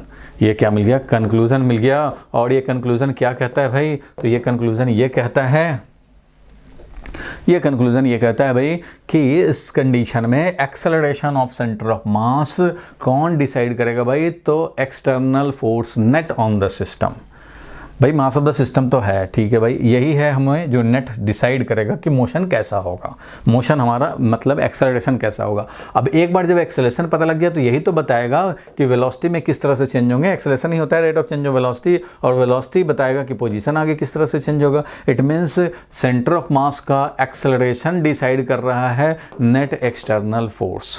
Net external force decides implies acceleration of center of mass, और जो acceleration of center of mass होगा यही बताएगा कि center of mass का velocity आगे कैसे चेंज होगा, और center of mass का velocity अगर पता है तो position कैसे चेंज होगा वो पता लगेगा। मीन्स मोशन एनालिसिस जो करते हैं हम लोग, मोशन एनालिसिस के जो पैरामीटर्स हैं वो किससे डिसाइडेड हो रहे हैं? यही तो पैरामीटर्स हैं। तो ये डिसाइड किससे हो रहे हैं? नेट एक्सटर्नल फोर्स से। किससे? नेट एक्सटर्नल फोर्स से। It means net external force will decide the motion of centre of mass. तो कंक्लूजन मैं यहाँ लिखने जा रहा हूँ, hence motion of center of mass।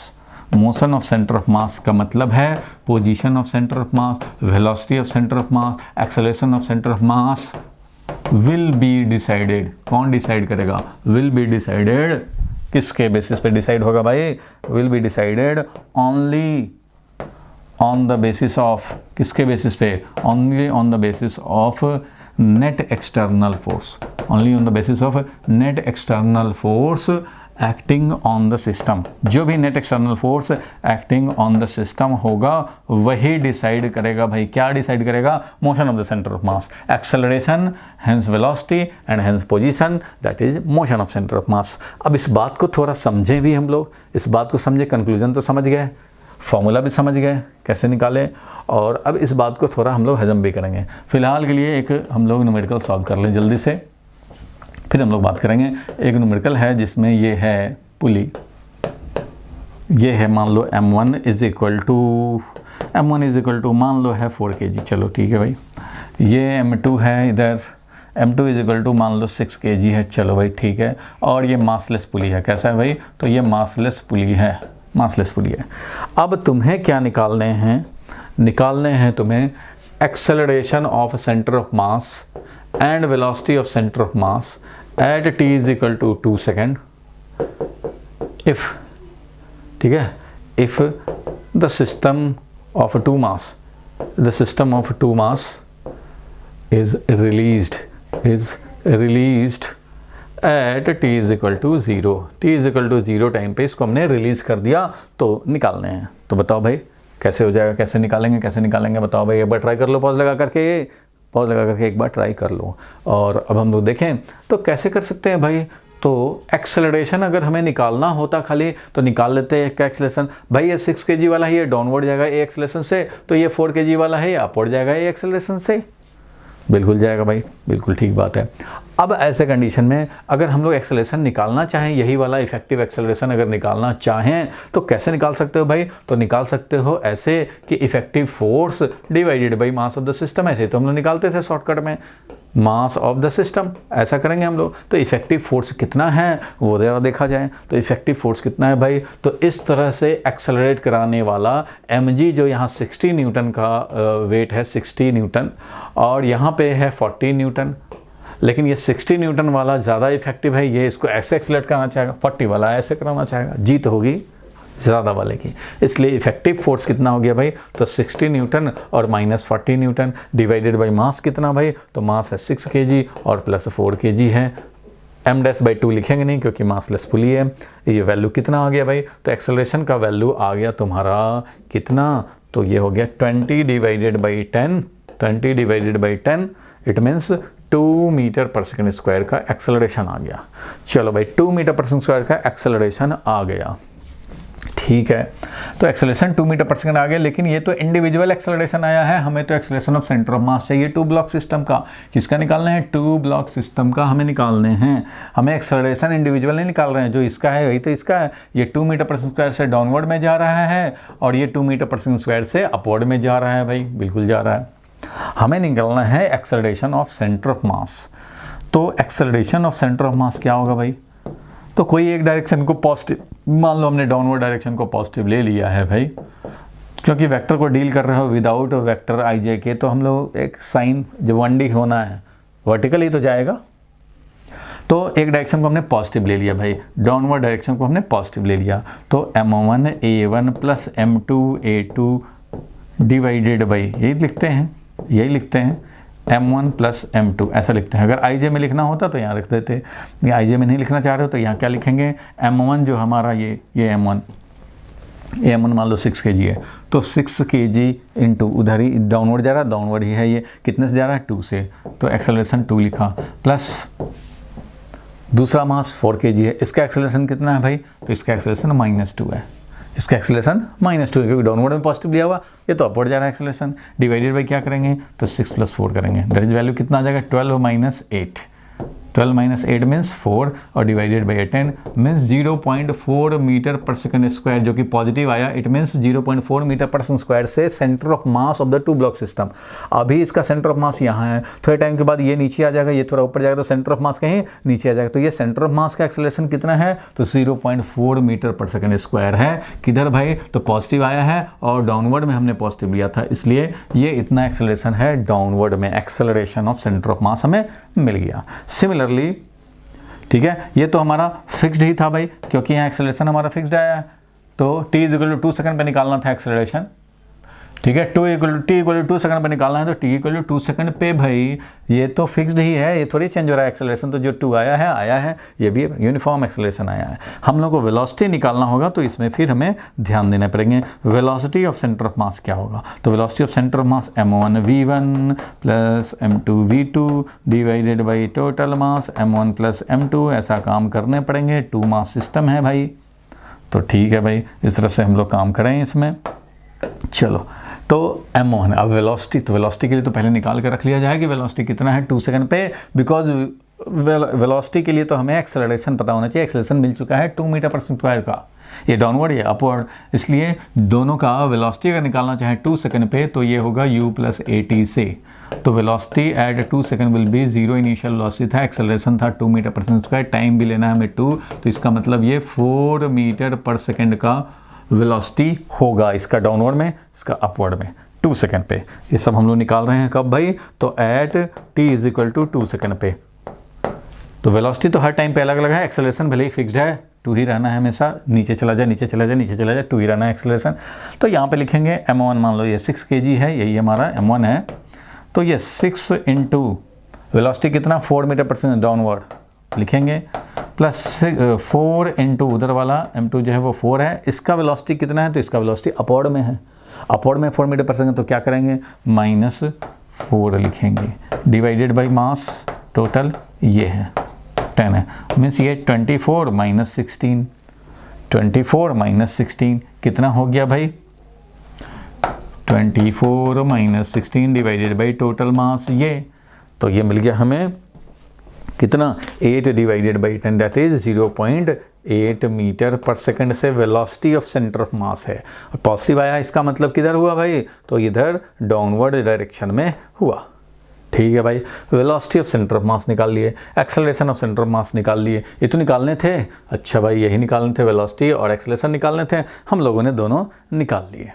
Position of centre of मास निकालना हो तो वैसे ही निकालेंगे, डिस्प्लेसमेंट सेंटर ऑफ मास, तो फॉर्मूला तो वही है, वैसे फॉर्मूला ये अप्लाई करेंगे। कभी भी दे देगा 2 मास, एक इधर जा रहा है एक इधर जा रहा हो, तो भाई कितना वेलोसिटी होगा, तो m1 v1 plus m2 v2 divided by m plus m2 कर देंगे। साइन का ध्यान रखना है, अगर वेक्टर फॉर्म में दिया है, IJK में दिया है तब तो बहुत अच्छी बात है, नहीं दिया है तो इस तरह से साइन 1 डायमेंशनल है तो साइन लेकर के काम चला सकते हैं। बिल्कुल ठीक बात है भाई। चलो एक और क्वेश्चन हम लोग प्रैक्टिस करें।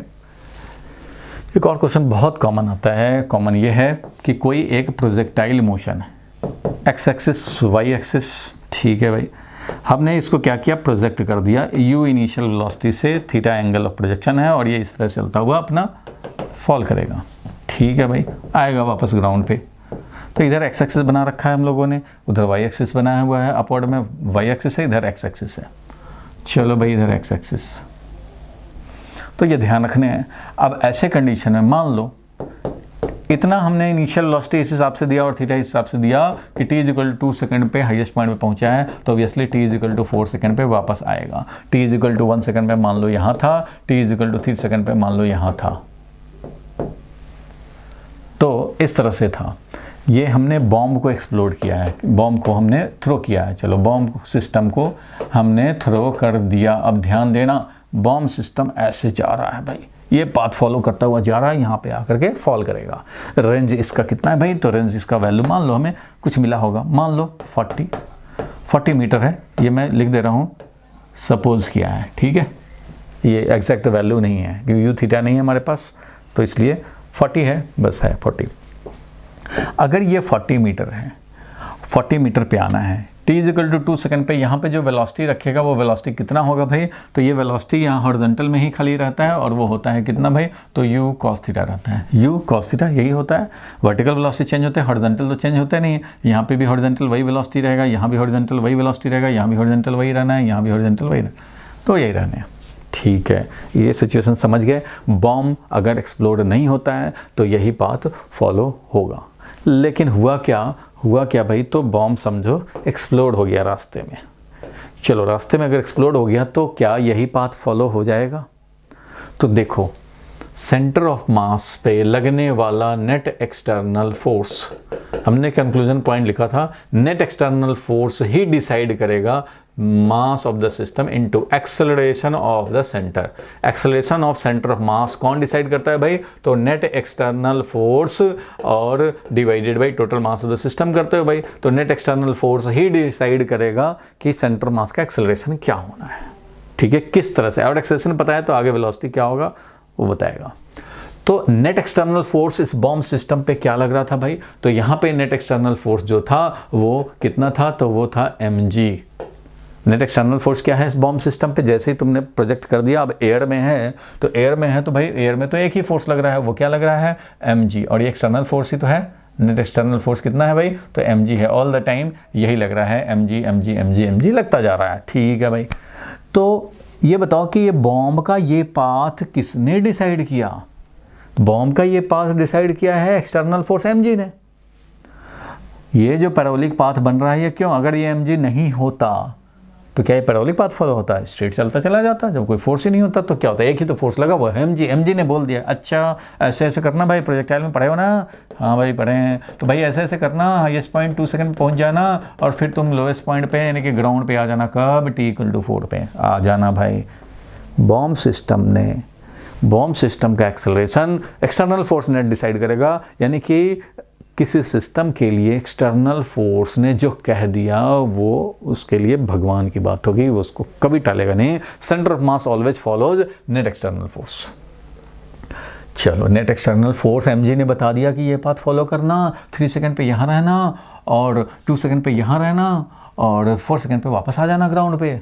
ये बात तो फिट कर लिया बॉम्ब ने अपनी खोपड़ी में और चल दिया मस्त। अब रास्ते में क्या हो गया भाई? तो रास्ते में हो गया इस पे एक्सप्लोजन। क्या हो गया भाई? एक्सप्लोजन हो गया रास्ते में। ये यहीं पे आकर के 1 सेकंड पे क्या किया? ये एक्सप्लोड हो गया। यहीं पे आकर के ये समझो एक्सप्लोड हो गया। कुछ इधर गया कुछ इधर गया। मान लो 2 पीस हो गए या 3 पीस हो गए या 4 पीस हो गए भाई। लेकिन बॉम्ब का जो आत्मा था, बॉम्ब का जो सेंटर ऑफ मास था, उसको सिर्फ एक ही चीज़ याद आता है, एक्सटर्नल नहीं ये बोला है, इंटरनल फोर्स से ने बॉम्ब ब्लास्ट हो गया। इंटरनल फोर्स किसी ने रिमोट दबाया और अंदर में ऐसे ऐसे समझो कि स्प्रिंग थे फिक्स किए हुए और सारे स्प्रिंग एक बार खुल गए, सब भागा इधर उधर। तो भाई वो इंटरनल फोर्स से, कोई एक्सटर्नल फोर्स लग करके बॉम्ब एक्सप्लोड नहीं कराता। एक्सटर्नल फोर्स तो ये पाथ फॉलो करने को बोलता है स्टोन पे। इंटरनल फोर्स से वो ब्रेक कर गया, इंटरनल फोर्स से ब्रेक कर गया। एक्सटर्नल फोर्स तो mg लग रहा था, वही mg लगा, चाहे टुकड़े हों या ना हों, पीसेस हों, इसके पार्ट हों या ना हो, एक्सटर्नल फोर्स mg था। mg ने डिसाइड कर दिया पैराबोलिक पाथ। mg जो हमारा नेट एक्सटर्नल फोर्स है, ये नेट एक्सटर्नल फोर्स है, इसने डिसाइड कर दिया पैराबोलिक पाथ। डिसाइड्स ये वाला पैराबोलिक पाथ, वो तो है ही भाई पैराबोलिक पाथ। इसको फॉलो करना है, किस टाइम पे कहाँ रहना है, कितना वेलोसिटी रखना है, किसने डिसाइड किया? सब नेट एक्सटर्नल फोर्स ने डिसाइड कर दिया, mg ने डिसाइड कर दिया। अब ये एक्सप्लोड हो गया तो भी इसका सेंटर ऑफ मास यही पाथ फॉलो करके और यहीं पे आएगा। सेंटर ऑफ मास मान लो, मैं बता रहा हूँ कैसे। अगर इसके 4 टुकड़े हो गए, 10 टुकड़े हो गए, एक टुकड़ा यहाँ गिरा, एक टुकड़ा यहाँ गिरा, एक टुकड़ा यहाँ गिरा, एक पीस यहाँ गिरा, इन सब का सेंटर ऑफ मास जब निकालोगे तो वो आएगा यहाँ पे। Means centre of mass even if ये एक्सप्लोड हो गया तब भी उसका सेंटर ऑफ मास यहीं आएगा। नहीं एक्सप्लोड होता तब भी यहीं आया, एक्सप्लोड हो गया तब भी यहीं है, ठीक है भाई। t=2 सेकंड पे, t=2 सेकंड पे ये हाईएस्ट पॉइंट पे होना चाहिए था। इसको एक्सटर्नल फोर्स ने बोल रखा था mg ने, हाईएस्ट पॉइंट पे रहना t=2 सेकंड पे। तो ये क्या करेगा? अगर बॉम्ब एक्सप्लोड नहीं होता तब ये यहीं पे होता t=2 सेकंड पे और वेलोसिटी रखता इतना। तो एक्सप्लोड होने के बाद भी कुछ पीस यहाँ थे, गिरते हुए आ रहे थे, गिरते हुए आ रहे थे, ऐसे आ रहे थे।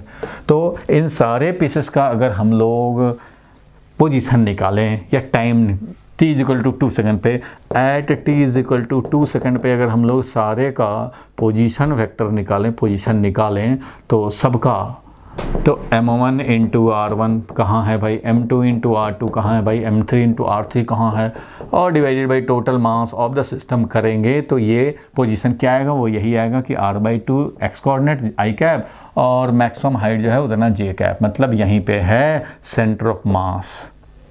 2 सेकंड पे जो जो पीसेस जहाँ थे उन सब का हमने पोजीशन वेक्टर निकाला, वो हमें मिला हाईएस्ट पॉइंट पे, ठीक है भाई।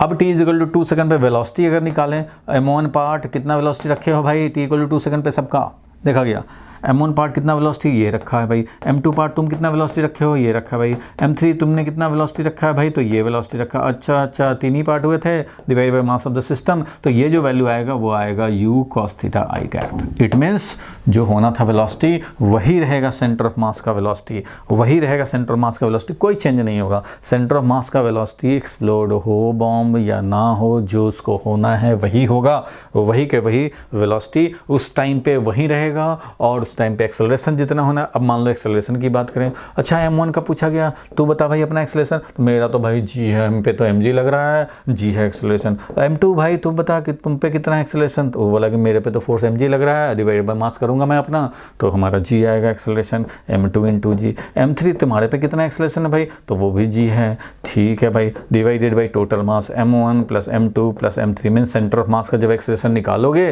तो क्या मिलेगा भाई, तो वही मिलेगा, कितना g कॉमन हो गया और m1 प्लस m2 कैंसिल हो गया, g मिल गया। तो एक्सेलरेशन तो भाई सबका सेम था, वही सेंटर ऑफ मास का एक्सेलरेशन मिलेगा ही मिलेगा भाई, इसमें तो कोई चाहे एक्सप्लोड हो या ना हो। तो अब जरा समझो क्या मिला कंक्लूजन ये है कि एक्सटर्नल फोर्स ही डिसाइड करते हैं सेंटर ऑफ मास का मोशन। इसने जो कह दिया वो इसके खून में आ गया। अब ये यही फॉलो करेगा, वही पाथ फॉलो करेगा। 3 सेकंड पे यहाँ होना है तो यहीं होगा, 4 सेकंड पे यहाँ होना है, 3.5 सेकंड पे यहाँ होना है तो 3.5 सेकंड में यहीं, 4 पे यहाँ होना है तो 4 पे यहाँ रहेगा। और कई बार क्वेश्चन आते हैं कि एक पीस यहाँ आ गया, एक पीस यहाँ आ गया, बता भाई अब तीसरा पीस कहाँ है। तो भाई इन तीनों का एक्स कोऑर्डिनेट निकालो, तुम सीधा निकालोगे। अच्छा m1 इसका एक्स कोऑर्डिनेट दे दिया हुआ है, अच्छा 5 दे दिया हुआ है, ठीक है भाई।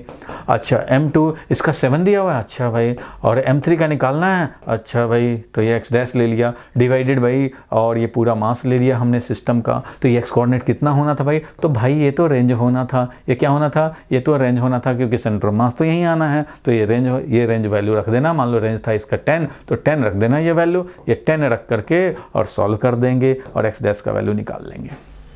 मतलब सेंटर ऑफ मास को वही पाथ फॉलो करने, चाहे वो एक्सप्लोड हो जाए या ना हो। अगर एक्सप्लोड हो गया ऐसे है, सेंटर ऑफ मास यहीं है जहाँ रहना चाहिए जिस टाइम पे। अब यहाँ आ गया सेंटर ऑफ मास, ऐसे हो गया सब, एक यहाँ है, सेंटर ऑफ मास निकालोगे यहीं पे है जहाँ होना चाहिए। फिर आगे फ्लोर पे तब भी सेंटर ऑफ मास वहीं होने चाहिए जहाँ होंगे। मीन्स एक्सप्लोड हो रहा हो ना हो रहा उससे मतलब नहीं है, एक्सटर्नल फोर्स ने जो कह दिया वही फॉलो करेगा, and centre of mass will follow the same parabolic path what was decided by the net external force, and all the time, जिस टाइम पे जहाँ होना था वहाँ होगा, जिस टाइम पे जो वेलोसिटी रखना था वो रखेगा, जिस टाइम पे जो एक्सेलरेशन रखना था वो रखेगा, इवन इफ वो एक्सप्लोड हो या ना हो। सो motion of centre of mass is completely decided by net external force. ठीक है, अगर एक्सटर्नल फोर्स ने कह दिया कि रेस्ट में रहना है तो वो रेस्ट में रहेगा। अब मान लो एक बॉम्ब रख दिया हमने फ्लोर पे, एक फ्लोर पे हमने एक बॉम्ब रख दिया भाई, ठीक है भाई, एक फ्लोर पे हमने बॉम्ब रख दिया और इस बॉम्ब पे फोर्स लग रहा है mg और ये इधर नॉर्मल। नेट एक्सटर्नल फोर्स कितना है भाई, तो net external force is 0। Net external force क्या हो गया इस पे, 0। इस बॉम्ब सिस्टम पे नेट एक्सटर्नल फोर्स 0 हो गया और अमरीश पुरी ने रिमोट दबाया और ये एक्सप्लोड हो गया। अरे भाई एक्सप्लोड हो गया तो एक यहाँ गया, एक यहाँ गया, एक यहाँ गया, एक यहाँ गया, लेकिन सेंटर ऑफ मास वहीं रहेगा। सेंटर ऑफ मास कहीं नहीं चेंज होगा। मोमेंटम भाई नेट मोमेंटम 0 ही रहेगा। मोमेंटम कंजर्वेशन अप्लाई करोगे बिफोर एक्सप्लोजन, मोमेंटम आफ्टर, पता है ना कोलिजन और एक्सप्लोजन में मोमेंटम लगाते हैं।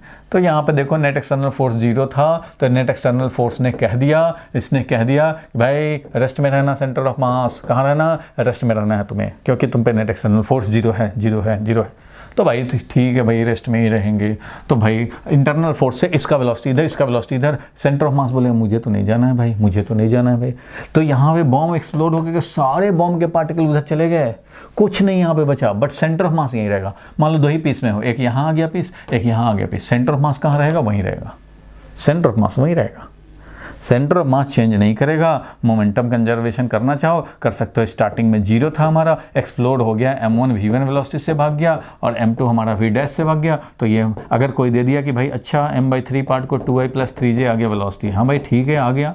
तो m2 को कितना आएगा भाई, तो 2m/3 पार्ट है जो 2m/3 पार्ट बचा, m/3 निकल गया तो 2m/3 पार्ट बचा, 2 ही पार्ट में हुए, तो इसका क्या वेलोसिटी होगा। तो ऐसे निकाल सकते हैं हम लोग, यहाँ से कंक्लूजन निकाल सकते हैं। क्यों भाई, इस एक्सटर्नल फोर्स ने बोल दिया था डिस्प्लेस नहीं होना है, वेलोसिटी नहीं रखने हैं तो नहीं रखने हैं। एक का वेलोसिटी इधर मिलेगा तो एक का वेलोसिटी इधर मिलेगा, सेंटर ऑफ मास का वेलोसिटी 0 ही रहेगा। देखो सेंटर ऑफ मास का वेलोसिटी बोले तो m1 v1 plus m2 v2 divided by total mass of the system. External force ने कह दिया नेट एक्सटर्नल फोर्स 0 हो, तुम रेस्ट में पड़े हुए हो, रेस्ट में ही रहना। अब तो ये भाई क्या हो जाएगा, 0 हो जाएगा। रेस्ट हो गया तो इसका मतलब क्या हो गया, ये 0 हो गया। तो तुम खुद सोचो कि अगर मैं इस फॉर्मूला से भी बोलूं तो सेंटर ऑफ मास का स्टार्टिंग में 0 था तो 0 रहेगा, इवन एक्सप्लोड हो जाए तब भी। तो 0 अगर इसको लिख दें तो ये m जा करके इसके साथ शहीद हो जाएगा और क्या मिलेगा हमें, m1 v1 plus m2 v2। अब बताओ ये इक्वेशन जो सेंटर ऑफ मास से आया यही तो मोमेंटम कंजर्वेशन से भी आया। देखो m1 v1 plus m2 v2 is equal to 0, is equal to 0। So final conclusion क्या है कि सेंटर ऑफ मास का motion, acceleration, hence velocity, hence position is decided solely by net external force on the system। Internal force का कोई contribution motion of centre of mass decide करने में नहीं होगा। इंटरनल फोर्स से पीसेस निकल जाएंगे, पीस का क्या मोशन होगा वो इंटरनल फोर्स बता देगा। भाई इंटरनल फोर्स जिस हिसाब से लगेगा उस हिसाब से ज़्यादा वेलोसिटी, कम वेलोसिटी, ज़्यादा दूर जाएगा, कम दूर जाएगा। लेकिन सेंटर ऑफ मास का क्या मोशन हो जाए वो नहीं बदल सकता है internal force. Centre of mass का पोजीशन, वेलोसिटी, एक्सेलरेशन कौन डिसाइड करेगा, तो वो होगा net external force acting on the system. ठीक है, ये सब कॉन्सेप्ट्स आपको मैंने रिकॉल करा दिया। अब इस पे क्वेश्चन आपको खूब प्रैक्टिस करने हैं।